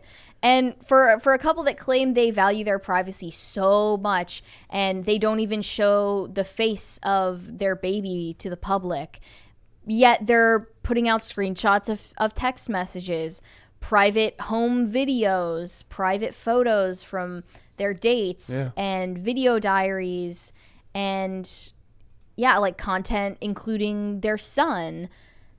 They are complete hypocrites for claiming that they value their privacy. There are no boundaries. It sounds like something that somebody said in the moment and then really regretted it later. What? Just saying we really value our privacy. Maybe that was never meant to become as big of a thing as it did. But or maybe you do, but then you value the money more. I don't think they know what that means. I don't think they know what that term means. Meghan's been a model. She's been an actress for how long?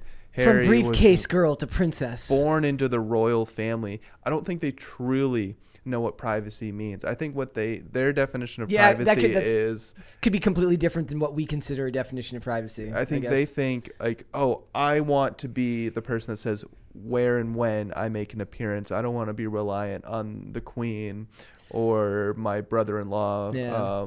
So they think that privacy equals control. I think that's And they expect the media as well as the rest of the royal family, which may have conflicts of interest, to protect them and their reputations at all costs when they have their own interests to look out for.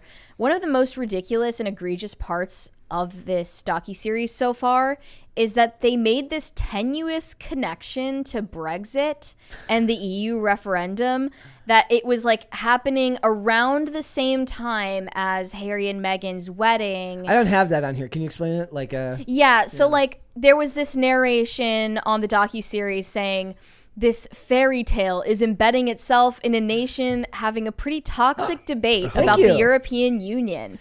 Immigration in this country is very often a cipher for race.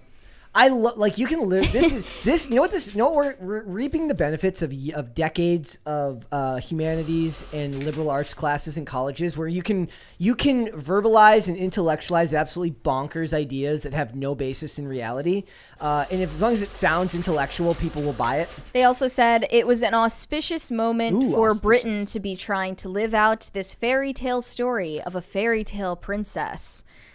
So they're basically saying that anyone who supported Brexit was a racist. Of course. And if you wanted restrictions on immigration in Britain, then you're a racist, which also means you hate Meghan Markle because you're a racist. You're also It's all about disdain for ordinary people and celebrity narcissism. Well, wasn't it a big deal when Harry first said, hey, I'm going to marry an American? Wasn't it controversial to begin with? Fairly. Like Meghan, you're going to have an uphill didn't Prince battle. Charles do that already? I don't know.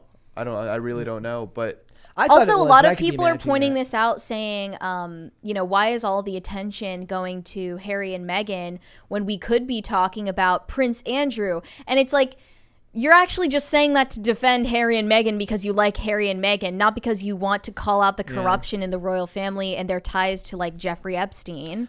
You don't actually care about protecting the children. You care about protecting Meghan Markle. Funny, I know nothing about Kate Middleton, but I already like her. But I already like her more. Oh, me too. I always have. All right, let's go to Superchats. Biddy Beastly said, "Ye lost the plot, but Tim still blew it." I disagree. Don't know how I feel Explain. about that. What do you mean, Kellen? Oh, I disagree that Tim blew it. I think he handled that perfectly. Ye's a grown ass man. He's gonna do what he's gonna do. What was Tim supposed to do? Do you feel like he would have walked out either way? Tim was he was gonna walk out no matter what, in my opinion. But even if he didn't, Tim has a right to his opinion, just like Ye has a right to his opinion. Did you see it coming? Oh yeah. From the moment that they didn't want to talk about the dinner, it seemed like it was going to go sideways. As soon as I saw them like kind of meandering around the green room before the show even started, there was just this weird vibe about it all. I was like, this is going to be a weird episode. And I told a few people, I'm like, wait till they get into a topic. Like, Ye will not back down. Yep. Tim won't back down either, right? They're both, I mean, you predicted that he would walk out. Oh. I thought it was going to get heated. I didn't think it was going to be that fast. I told him early on, I said, handle him with kid gloves. He's it'll be hard you have to rope him in and keep him in, and that's a very, very hard thing to do. I don't see it, but I disagree. I don't think he's a grown person. You shouldn't treat him differently than you should treat anyone else. I'm saying for the sake of getting through the show, you do. I suppose. Whether it's the right thing to do or not is irrelevant. I'm saying what you need to do to get it done. Also, the funny thing about it is, for most of that, I felt like he could have waited more, but it's not an interview. It's not an interview. Correct. It's a discussion amongst people, which means everyone has the right to speak in those moments. And whether it was Luke cutting in, whether it was Tim cutting in, whoever that may be, it's not an interview. Maybe they should have done that. Maybe they should have done just him and Ye together, but that's not what happened. And I don't believe that matters. And Alex Jones is now basically coming out and said the same thing that happened here happened on his show. They hashed out different ideas before the show started. They said, and then we'll get into the news. We'll get into about these certain subjects. Both times Ye was like, both on Timcast and on Alex Jones, he's like, yeah, sure. And he was very like happy and outgoing. Then the cameras turn on. Feels like performance art to me. Yeah. It feels like one day we're going to find out that there was like secret cameraman filming the whole time that we didn't know about. And it's all going to be done as like an installation at an art gallery. Like a psyop. Yeah. Before, Bobcat said, pro tip, go to the Timcast merch store and get an R pillow for that special someone for Christmas. Yes, you could do that. What's an R pillow? You've seen it. There's one in the green room. Wait, what? It's the pillow that's like my pillow, but it's I was like confusing it with pillow. Mike Lindell's. Well, it's a joke, Yeah, okay. Commie pillow. Quiet Inari said ranch is mayo, buttermilk, and herbs. I still don't like it. It's delicious. I think it's But gross I don't looking. think it's mayo. It's just like goop. It's just gross. But so is ketchup. I don't like ketchup either. I love ketchup. Ketchup's fine. It's goopy though. I will eat I don't ketchup know. on burgers, and that's I guess I have unconscious bias. like we are the Meghan Markle haters of ranch and At least not for pizza. Waffle Sensei said you can give your PC answers on pineapple pizza. If you want to win an election, you're going to have to buckle down and take a hard stance. I haven't tried it before. I can't give a hard stance, but I will eventually. I hereby plan to introduce policy that eradicates all pineapple pizza legislation. Is it that bad? I have no I don't like it, but that's because it's the best pineapples. It's not a fan. Tacty Platty said best pineapple pizza is from Lito's Pizza. Absolute fire. So he's pro, like he's like he wants no regulation, pineapple pizza on everything, no rules. The pineapple industrial complex will work hand in hand with the avocado industrial complex to take all of us out. You know pineapple eats you, right? What? Yep. What do you mean? It's the acidity in it digests, like it will eat at you as you eat it. Is that supposed to make me want to eat it? It's also poisonous when it's not ripe. Alex, So no, regulations on pineapples. You see, is big pineapple or Listen, big avocado the problem? who bought you off? Like what lobbyist of part of the pineapple industrial complex bought you off to make Do you those think comments? big pineapple and big avocado? Oh no, are they would working be asking hand for in less hand? Well, regulations. there's Never definitely big mind. banana. Alex making beds and yes chairs also said, Mary, I tweeted you a video about Balenciaga. Check it. I will after the show. It's funny. Some other people were like, when we covered the last Balenciaga thing, I think Michael Knowles did a video about the one that we covered, which is the pictures from the art auction. Yeah. And he had to blur out basically the whole picture because it was so disgusting. Really? And it's just, it gets more infuriating every day that I can like hear people like defending, like they're defending Meghan Markle. They're like, oh my God, you're being so rude to this rich actress who became a princess. And then just, I understand those aren't fair comparisons because when you say like, I hate it when people get mad about this, but not about this, these aren't the same people. I understand that, but it's kind of like the tantamount amount of however many of each side are being angry. There's more people that are outraged about Meghan Markle's people saying that Meghan Markle is whining than there are people that are mad about Balenciaga. I have a question though. So a lot of times you'll see like those old statues, marble statues of like angels depicted as babies, or like even old artwork in religious texts, and those babies are nude. Do you think that if that was still going on today, do you think it would be met with the same outrage? Like, why is one okay, but Balenciaga's like, I'm not defending Balenciaga by any means. It's terrible, reprehensible what they're doing. Are you comparing that to the art mannequins that were getting auctioned off by the parent company owner, or are you talking about the ad campaign Balenciaga? I mean, that's not really the same as like as making their nose male genitalia. Sure. Which means it's... And then also making a pornographic film using said mannequins in it. Yeah. Like it's not the same. It's kind of like they would never make the Nirvana Nevermind cover nowadays. There's a difference between the philosophical trends that led to like the Renaissance art that glorified the form of the nude body and mannequins of naked children with genitalia for faces, because it's specifically drawing attention to that as something other than just which are actually functionally fleshlights or dildos or whatever. Ugh. Like they are that made for that purpose. Yeah, it's inherently different.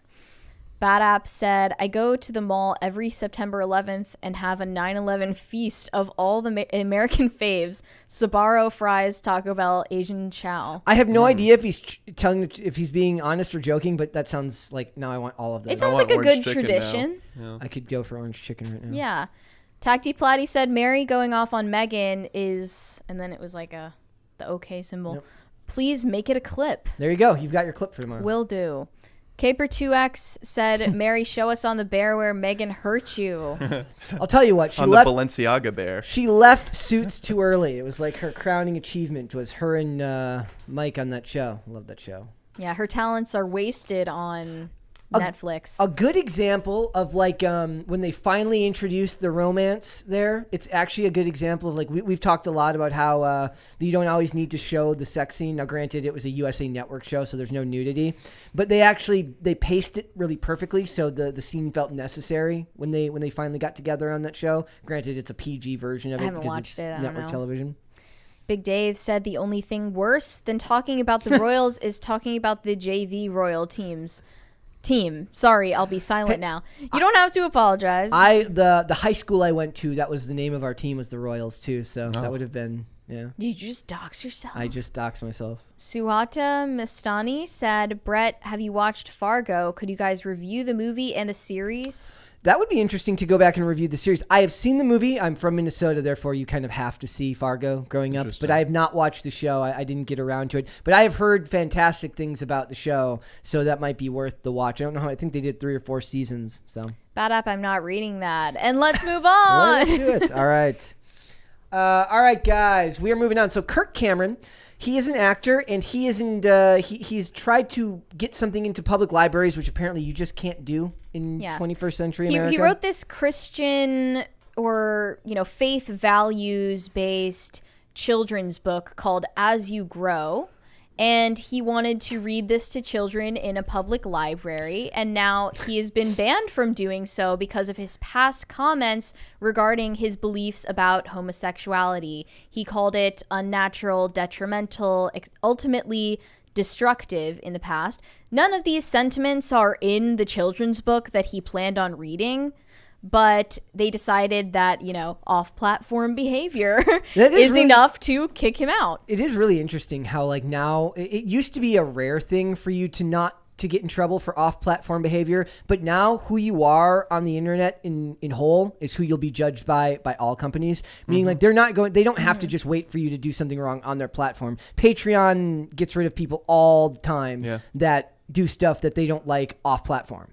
Well, that's what upsets me when people say cancel culture isn't real. It's like, no, that's what it is. You just aren't paying attention. It's become the new conspiracy theory. It's a word you can attach to something, and they say, unless you can give them a specific example where somebody goes, I am going to cancel culture you, then they just pretend like it's not a real thing and they gaslight you. Yeah. Have you guys heard of Brave Books before? Yes. We have Do you know some. what else We have some here. published? It did sound familiar to me. Is Zuby? No, Zuby published his own book, right? And he published one. I don't know what it is, but we've got at least a couple Brave books here at the people mailed some. I think they might have sent it to Tim. So it's sort of meant to like counteract the way that a lot of children's books have been socially engineered to push certain messaging about, sexuality and gender, and to counteract also, like, the traditional drag queen story hour that's been normalized in public libraries. It's like, if this is truly public property that is meant for public use and anyone of any background or faith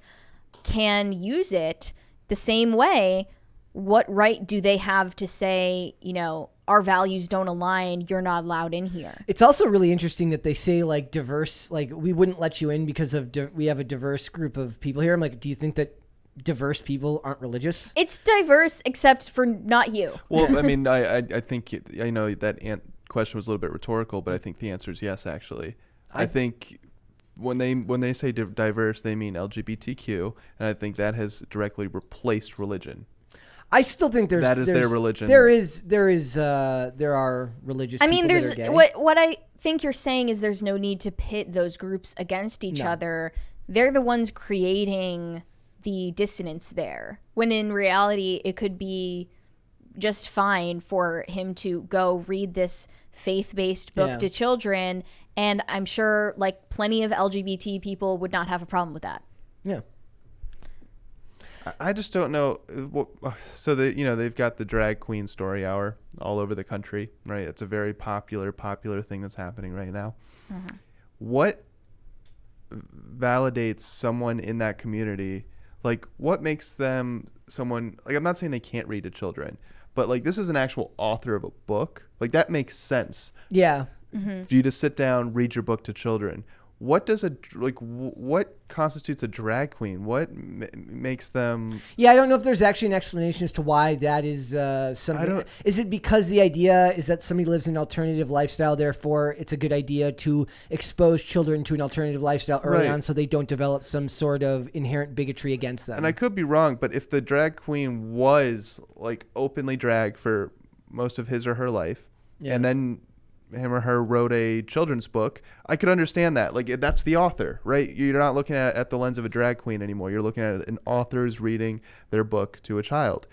But that's not what's happening. You just get lewd dancers, and somehow they're the ones that should be reading, you know?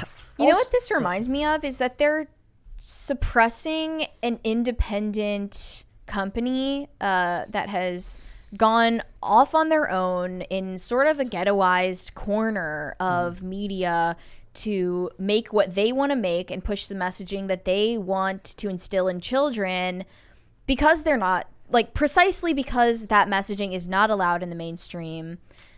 It's just like Great American Family Network did when they decided, okay, we'll go off and do our own thing like you keep telling us to do. You keep telling us to, F off and do our own thing instead of infecting the mainstream with our, Christian or pro-family or pro-country type of messaging.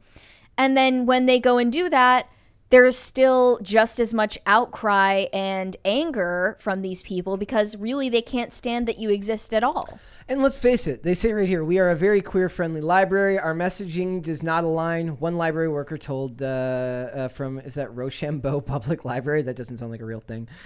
In Providence, Rhode Island, which promotes an event called the Queer Umbrella. The point here is that they understand, whether you are pro or not, that only one side is going to come out with pitchforks and protest and make a big deal online and try to ruin your life and try to ruin the lives of the librarians and whoever works there. That's only going to come from one side, because the religious side is to live and let live, and we'll just let it go and no change will be made. And that's why they win, because they never stop encroaching on cultural institutions. They never stop pushing forward with their message, and everybody else who has a more live and let live perspective on things loses out because they cede ground constantly. Someone tweeted, Kirk Cameron says they're brainwashing children. Also, Kirk Cameron, I want to brainwash children. Do you think that's fair? Yes. You think he's trying to brainwash children? Yeah, but I also think it's his right as an author to read his book to whoever he wants to read it to. Instilling moral values. I wanted to say, whatever happened to the books like The Very Hungry Caterpillar? That's, like what Like, happened to just- apolitical and Yeah. also a religious So just- entertainment for children? Yeah. That can exist, and that should be actually the majority that should be out there, but Exactly. that doesn't exist right now. I think it's his. It's probably harder to publish. All of that type of media, TV shows, movies, and books are like getting polarized into these two extremes, when really like kids would be happier with things in the middle, which is why like you should probably once again keep your physical media and show them things that were released at least 15 years ago. I'm going to walk back Or what I more? just said a little bit, though, because I have not read his book. So I don't know if it's truly pushing like tons of religion on people, or if that's just the media slandering it. I would have to read his book first and be like, oh, no, it just teaches you to love thy neighbor, which is just generally a good thing to do. I wouldn't consider it specifically a religious thing. It's also really funny because I was watching X-Men 2 the other day, last weekend, and they talk about how they changed the backstory of the Stryker character in that movie from being a religious extremist to being a lobbyist for a weapons manufacturer, because at the time the country wouldn't have stood for portraying a religious fundamentalist in that extremist fashion. We've gone so far the other direction that they would never do that. Like, they would have no problem showing that now because the country is so anti-religion, at least in the mainstream. Yeah. Do you guys know anything about Kirk Cameron's filmmaking? Just as an actor, I just know Growing Pains, but everything else is just kind I of haven't like. seen Oh, it. but it seems like a lot of It these. just is sad that like a filmmaker like this, who clearly has a lot of drive and ambition, has kind of been driven out of his own industry into this very particular niche. Yeah. Also, do you think that a lot of this stuff is a result of like how many kids are actually going to these events? Like, how many people are showing up to these events at the public I'm libraries? sure that there are parents out there looking for events like this or some kind of alternative to what they perceive to be encroaching upon their children's entertainment. Yeah. And this would also attract an audience just because of Kirk Cameron's name and the notoriety he brings to it. Yeah. But again, like, less people are going to be exposed to anything Kirk Cameron puts out there simply because he's been ghettoized It is. That's from what it his is. industry. We'll call it This, parallel and you know what else economies this reminds me someday. of? We decided not to cover this at the time, but like the American Girl doll book that recently came yeah, out, I which forgot about that. implicitly encourages young girls to look into like gender transitioning. It has like trans pride flags in these books. And I remember when I was a little girl, like looking at American Girl doll books, even the ones that were like, guides for like going into puberty or whatever, it was like completely apolitical, had no messaging about like, maybe you should look into birth control, maybe you should look into going on into like hormone therapy. There was nothing like that because they would have never gotten away with that in say 2010. But now I always had a feeling that they were going to start rolling out this messaging onto literal children. It's funny too because I was talking to Andy about this last night. I said this is like what's terrifying about what we're going through right now is this is the worst aspects of I kind of posited the question. I didn't believe what I didn't mean it like in the sense that I believed it, but I posited the question. Said, is all of this really a problem of capitalism? Because we're like, these companies are incentivized to just go with whatever the message is. Right. But the idea here is not that. The idea here is that it's a problem of a culture. The culture pushes forward, and the capitalism is just a tool to push forth the message that people want to push forward. So we've devolved the culture so far, and the cynical side of the capitalist endeavor means that these companies don't care about morality or values, nor should they. They're companies. Well, it's ridiculous. But, and yeah, the companies are now taking it upon themselves. Like, everyone had health class. Certain health classes were a little bit more graphic, I'll say, than other people who had health class, right? Yeah. Everyone had a different experience there. But now you have like your math teacher pushing this stuff on you. Yeah. Now you've got your librarian pushing this stuff on you. Now you've got American Doll and children's books pushing the stuff on you. And I don't know why everything has to be about sex these days. This American Why? Girl book, I just found some very disturbing quotes from it. Here's one. If you haven't gone through puberty yet, the doctor might offer medicine to delay your body's changes, giving you more time to think about your gender identity. Here's another quote. Parts of your body might make you feel uncomfortable, and you might want to change the way you look. That's totally okay. Dude, just evil. Like, it's completely out in the open now. On the whole, promoting puberty blockers to who this is marketed to, which is ages 3 to 12. Oh my God. And like I said, That's what the book says, because they have to, of course, for children's books, give like, or even children's toys, give like recommended ages for like what this is age appropriate for, And the parents, as young as 3. And the parents haven't caught on yet. Like, think about how long Teen Vogue has been pushing like weird stuff about communism, well, you know what I mean? Yeah. Because the answer today is your baby's crying, you hand them an iPad. Yeah. Right? Like, parents are not, like, as much as they scream, I want to be involved in my child's life and my child's education, that's what they say, but they do everything the opposite, right? They're in their phones just as much as well, right? On Facebook, making sure their post got likes. They're more interested in the photo they posted of their child than what's actually going on in their child's day. Yeah. And that's something that's happening too. It's like, the internet has become so accessible and so vast that it's almost impossible to monitor it, like your child's behavior. Like, you can put site blockers on, but there's ways around it.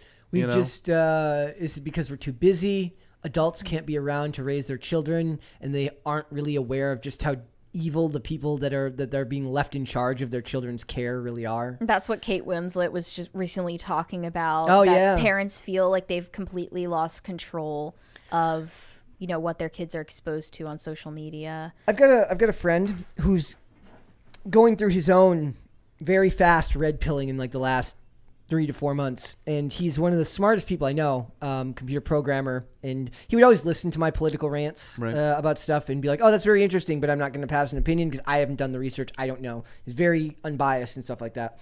And he's just gone through, he made it to like Dave Smith real quick, and it's just really funny because he was posting about something today. He was reposting something. He talks about if you tried to tell yourself in 2015 what the world would be like in 2022, you would think you were nuts. Yeah. But it's very easy as a society. Like I said, a lot of times, like your parents are still dropping their kids off at ballet and at karate, at the karate dojo.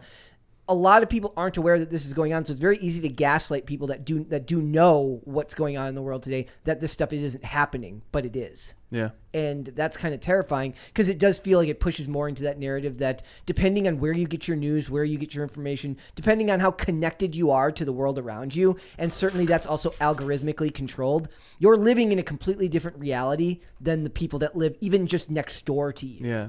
So you could have all this information and know that American Girl and these libraries are like American Girl is evil pushing puberty blockers, and that your local library will host a drag queen but not a religious book reader, and the person who lives next door to you won't know that that's going on.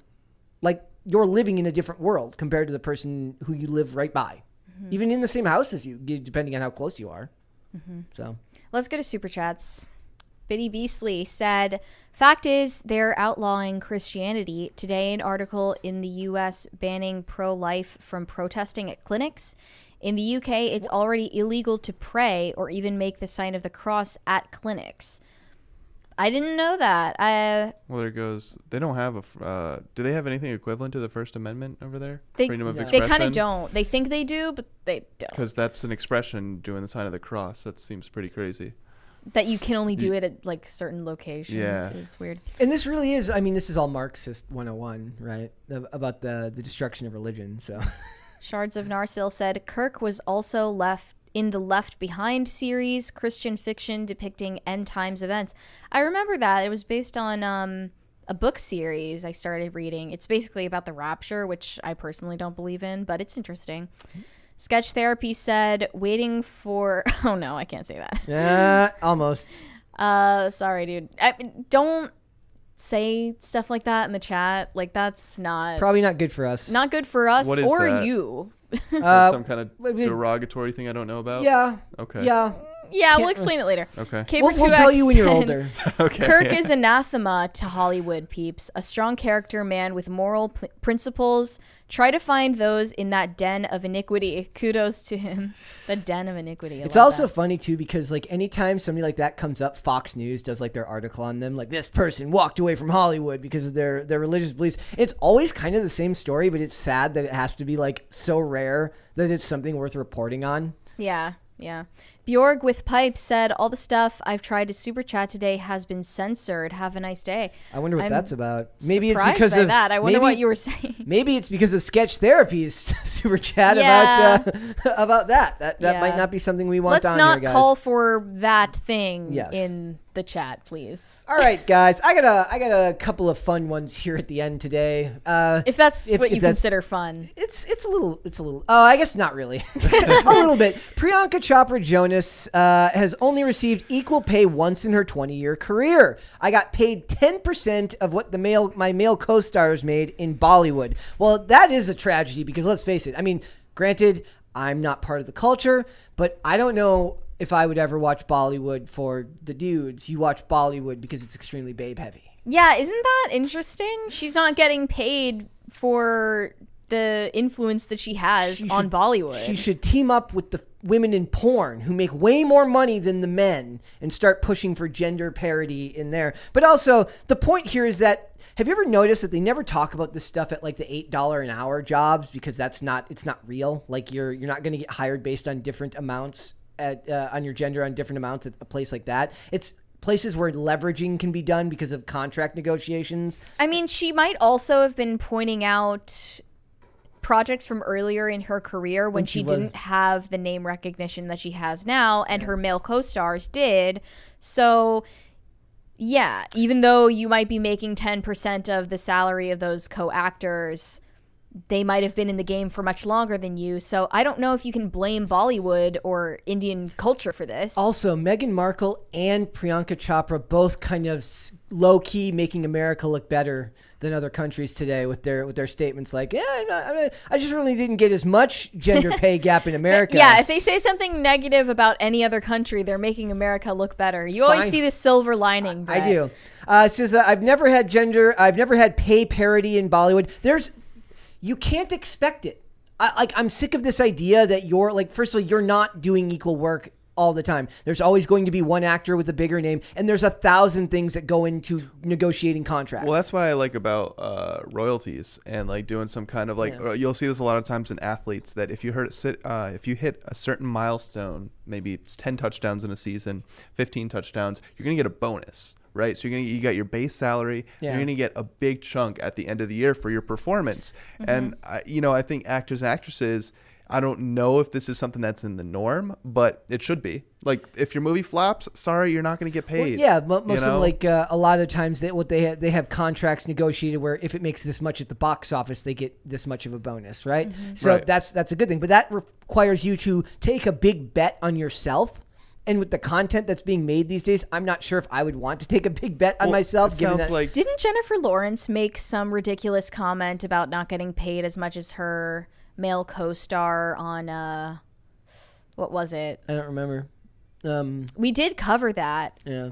Oh my gosh, what was it? I forgot now. Holy crap! I've memory hold that entire story. What was that? It's just like going to blend in with all of the other Yeah. annoying headlines about Yeah. Jennifer Lawrence. Yeah, this is something that Bollywood and Hollywood women complain about, but the problem seems to be the same. You're not as established in your career, and you have to use your looks for, getting roles. Like, it's as simple as that. Honest question, too. If she hadn't married one of the Jonas Brothers, would any of you guys know who this person is? I knew who she was because I watched the show Quantico. I hadn't heard of her before. She also played the Jonas bad guy brother. in the Baywatch movie. Okay, so Also, the Jonas Brothers aren't really relevant to Brett's generation. Yeah. They're relevant to our generation, Kellen. Right, but they were an iconic musical group from America. Like, she's a famous Bollywood actress. I've never seen a single Bollywood movie. All right, I've never seen a single Bollywood show, so it's hard to really understand if she has a point here, for me at least. But if she's as iconic and notable as she says, then I think, if that's true, that should change. But she's got a nice new deal, nice new show. Oh, so. I see. Jennifer Lawrence complained that she was not paid as much as her co-star Leonardo DiCaprio. Yeah, I got it right here. In what year exactly? So we go down here, 2013. 2013, after she had just gotten her breakout role the year before. What movie was that? She says, I didn't get... That's insane. She says, I didn't get mad at Sony. I got mad at myself. I failed as a negotiator because I gave up early. You're proving your argument wrong. It's your fault because you didn't argue for more money. If they won't give you more money, it's because they don't see you as worth more money. The thing that these actresses need to learn if they want to prioritize negotiating higher salaries is, if you know yourself and you know you're not capable of doing that, you're not as disagreeable as an older and more established man would be, hire other people, hire lawyers to negotiate your pay for you who are seasoned professionals at doing so. Women, we are aware, are not naturally predisposed to disagreeing with higher ups and demanding higher pay and taking the risk of walking away from a project that won't pay you what you deserve. She says, it doesn't matter how much I do, Lawrence said bluntly, I'm still not going to get paid as much as that guy because of my vagina. Because I was the first female action star ever. It's twice as egregious. 2012. Who doesn't pay the first female action star of all time what she's worth? I was just going to say, if she truly thought, so Hunger Games was 2012. Yeah. That was a year, those comments were a year later. So she must have actually thought she was the first woman action star ever. And she's like, that's the reason I'm not getting paid more. It has to be that. I was the first one. They're still shorting me. The one concession I'll give to Priyanka Chopra, though, is she did call out the fact that she was called like dusky and black cat and other things like related to her darker skin tone because there's a lot of prejudice about skin tone in India based on like their whole caste system. They always That's prove the thing in the Philippines too. They always prove that America is like less racist and awful than these other countries. They're always more discriminatory toward themselves than we ever are to them. Yeah, like it's really they do it without saying it. They don't realize they're tacitly admitting that it's better here, right? Because they don't want to, because it goes against the narrative there that like America you're is so a better much place better to live. off trying to get roles in Hollywood than Bollywood because our culture just doesn't have the same prejudices. Also, I wonder how many movies she signed, like Jennifer Lawrence signed on for. Like, if we're talking about like the Hunger Games movies, right? And she negotiates for a 3-movie deal and she gets paid a certain amount for each movie. If you don't know how big of a success is, like then you have to renegotiate. Like that's tough to do. Yeah. So it's just funny. So we will hear this forever. So we should start just making it about like I want pay parity amongst people with no experience. Like just because I have no experience, does that mean I don't deserve the same as this guy who's put in 50 years of work?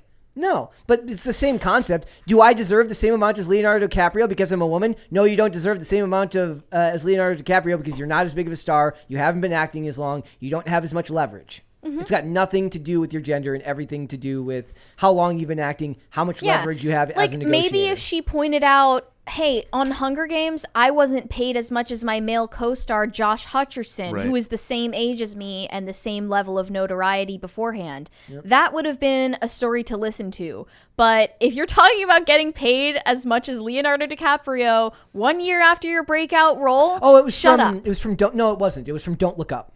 Oh, okay. Even then, though, Yeah, the he's comparison still still the bigger doesn't name. stand because he's the bigger name. Yeah. He's been in the business way longer. Yeah.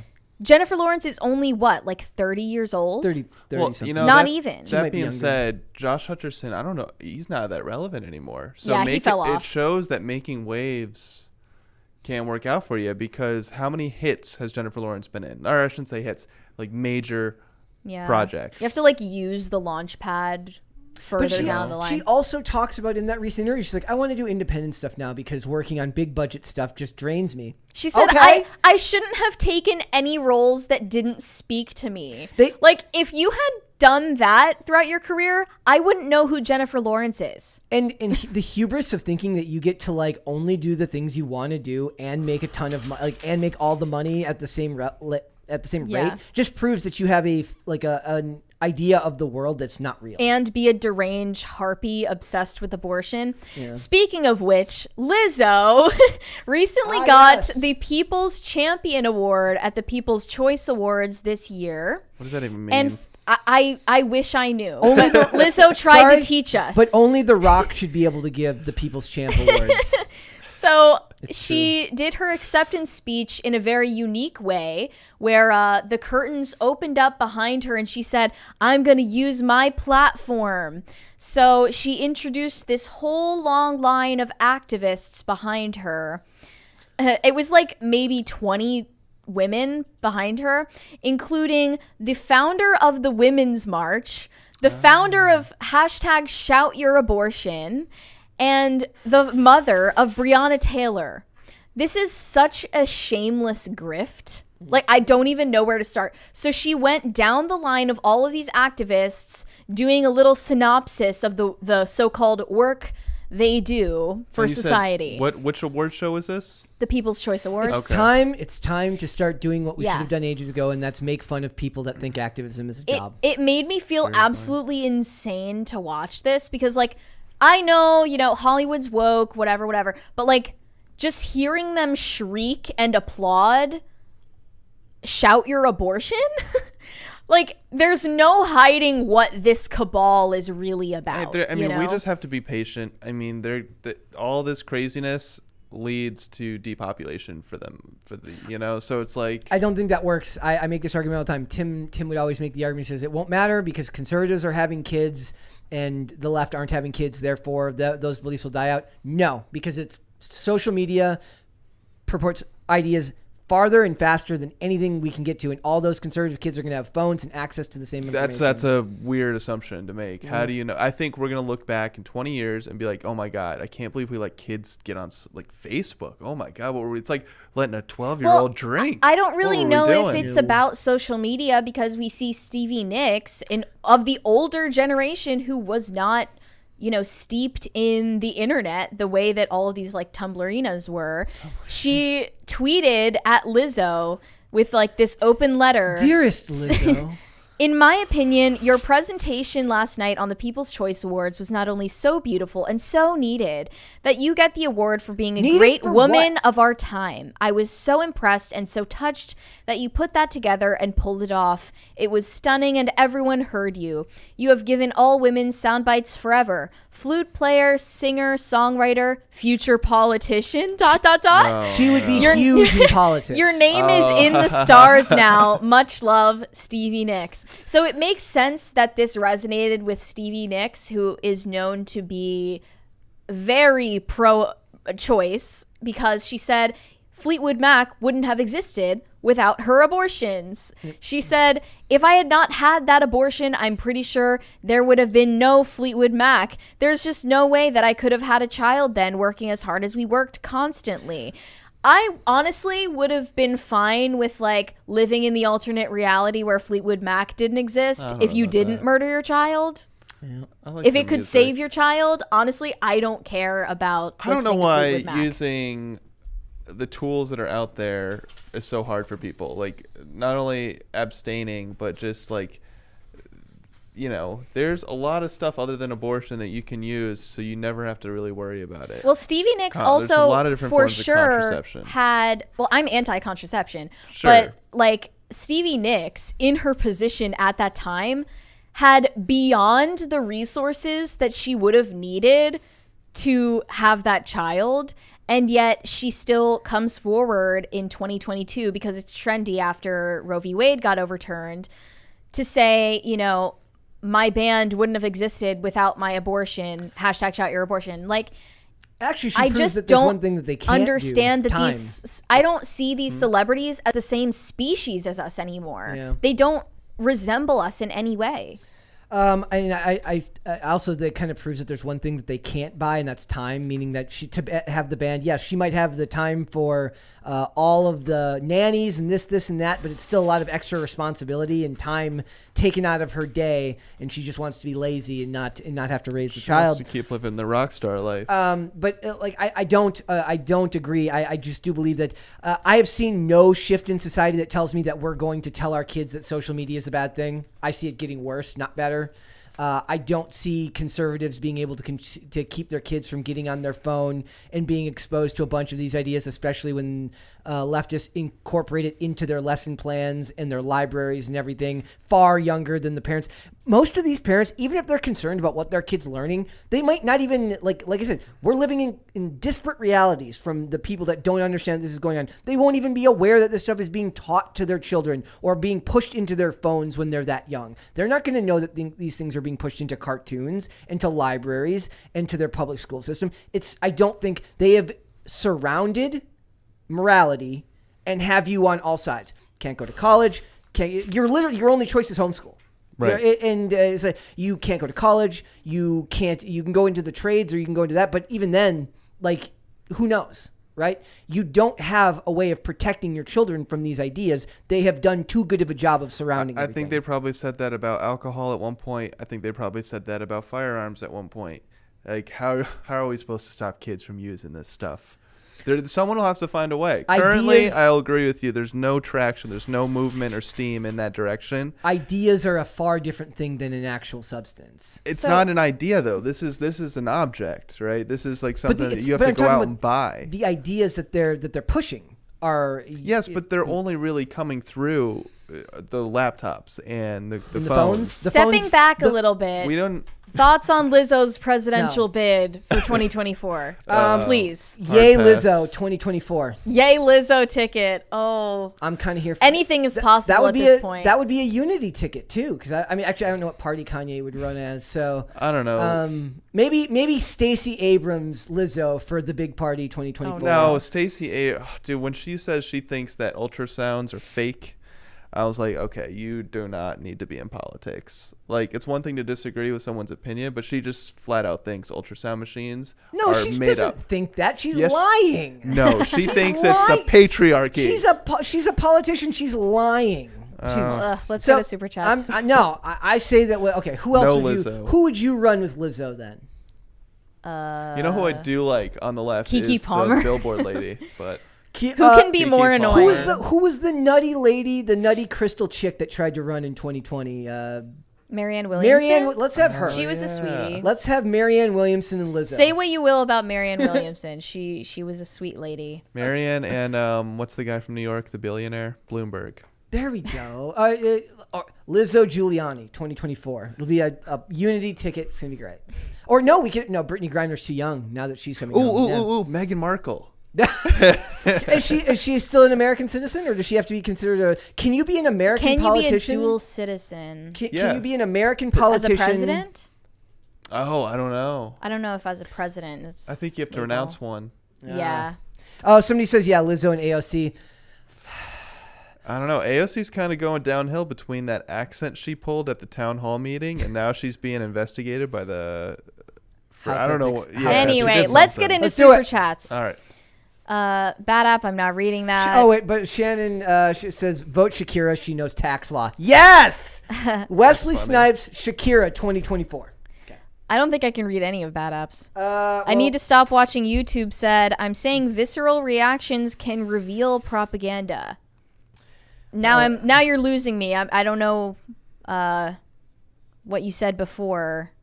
Sorry. I always, like, when we take a break between Super Chats, I forget what you were saying before. Yeah.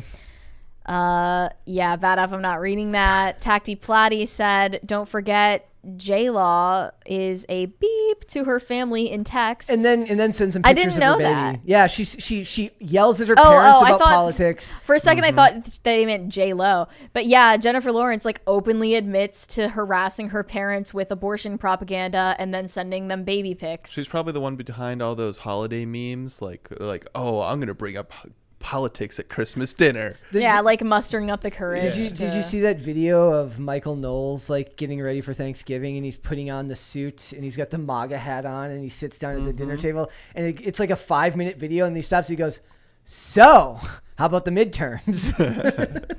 Bjorg with Pipe said the degeneracy of the 70s cannot be overestimated. Yeah, I mean, it kind of all stems from like the 60s and 70s, right? And then we started to go downhill like right away. I believe it stemmed from the printing press. Yes. But that is Mary's hot That's take. another discussion for another day. And another podcast. And let's, did you just podcast? No. There are days when I'm more black-pilled than usual where I'm just like, maybe Mary was right the whole time and we just shouldn't be able to read. You know I'm right. You just don't want to admit it. That up, I'm not reading that. Suhata Mastani said, have you seen Vahiro Mastani? It has the best manly Bollywood dance number. I have not. I've not seen anything from Bollywood. It's really funny because that was totally what they were doing in the Eternals when they had the weird Bollywood scene with Kumail Nanjiani's character. It's whenever I see stuff like that in like a mainstream Marvel movie when it's not a larger plot line and it just kind of disappears, like you can tell that like their globalist advisors were like, we can hit this market if we do this, we can hit this market if we do that. It's very, very jarring and stupid. Sketch Therapy said Lizzo sponsored by Lipitor, insulin, and Metropolol. They will. Hey, look, if she gets elected, she'll have access to all those CIA super drugs that they give our politicians. So that'll be good. Johnny Derp said Lizzo for Prez, Oval Office becomes a sphere.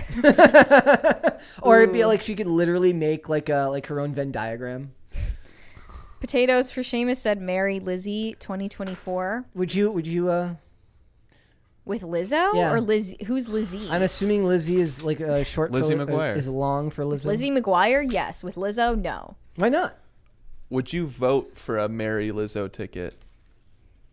Well, I wouldn't because Mary wouldn't want a female to be a politician anyways. Yeah, I would so, never do that. But let's say they in were honor running. of her, to honor her wishes, I wouldn't vote for her.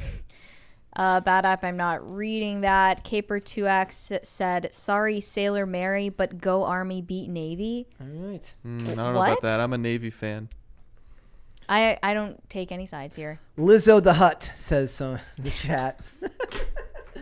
All right, guys. Thank you so much. And Kellen, thank you so much. Yeah, thank you guys. This one was a lot of fun. Let everyone know where they can find you. You can find me everywhere at Kellen PDL. I'm hoping that we can get Serge to show up one of these days because me and him like to go at it. So it should be. I'm hoping, but he's always out there protesting. But thanks, guys, for having me on. Again, you can find me everywhere at Kellen PDL. Excellent. Mary, where can they find you? And Potatoes for Seamus, I'm not reading that. Yeah, we hope to get Serge on in the future. You guys can debate something. I don't know what, but you will. You can find pictures of me on Instagram at Mary Archived, and you can read my inane thoughts or bionicle lore on Twitter at Mary Archived. All right. All right, guys, before we go, I do want to make an announcement that tomorrow we have a special guest coming on the show, Vera Dark. She's a very talented YouTuber. I recommend you check out her channel. Vera Dark Enterprises as well is her Patreon, I believe. She does a lot of great content. She does gaming content. She's really, really fun to talk to. We're going to have her on the show. We got a lot of fun stuff to talk about tomorrow. We're going to talk about the conspiracy theory more, about James Gunn, and I want to go into detail about that, about whether there's a James Gunn Marvel DCU conspiracy. So look for that episode at 3 p.m. If you want to follow me, you can follow me on Instagram at Brett Dasovic. For the show, we are here Monday through Friday, 3 p.m. Eastern Standard Time. That is noon Pacific. We are also on Amazon Music, Apple Podcasts, Pandora, and Spotify. Are you going to read any of those, Nope. Mary? No. We're not reading any of those, guys, but thank you so much for sending them. I don't know why, personally, you like to send stuff that Mary will not read, but she does not want to read it, so Some it is kind what of it weird is. humiliation thing for you people. Sketch Therapy says Brett talks like Sylvester Stallone. Is Brett gonna be the next king of Tulsa? Go watch Tulsa King, guys. Also, I want to point out that Michael Francis, who has a great YouTube channel, he's like a former mafia capo who like turned his life around and now has a very successful YouTube channel. He like reviews mob movies and stuff like that. He watched the first episode of Tulsa King and was like, I don't know how I feel about it. It's kind of corny. He's loving it more with every episode because Stallone is the man. But yes, Amazon Music, Apple Podcast, Pandora, and Spotify if you'd like to listen rather than watch. We are also on social media, Twitter @popculture_show, Facebook and TikTok @popculturecrisis, and Instagram @popculturecrisispod. We'll be back with that special episode tomorrow with Vera Dark. We'll see you then, guys. Bye. Later. See ya.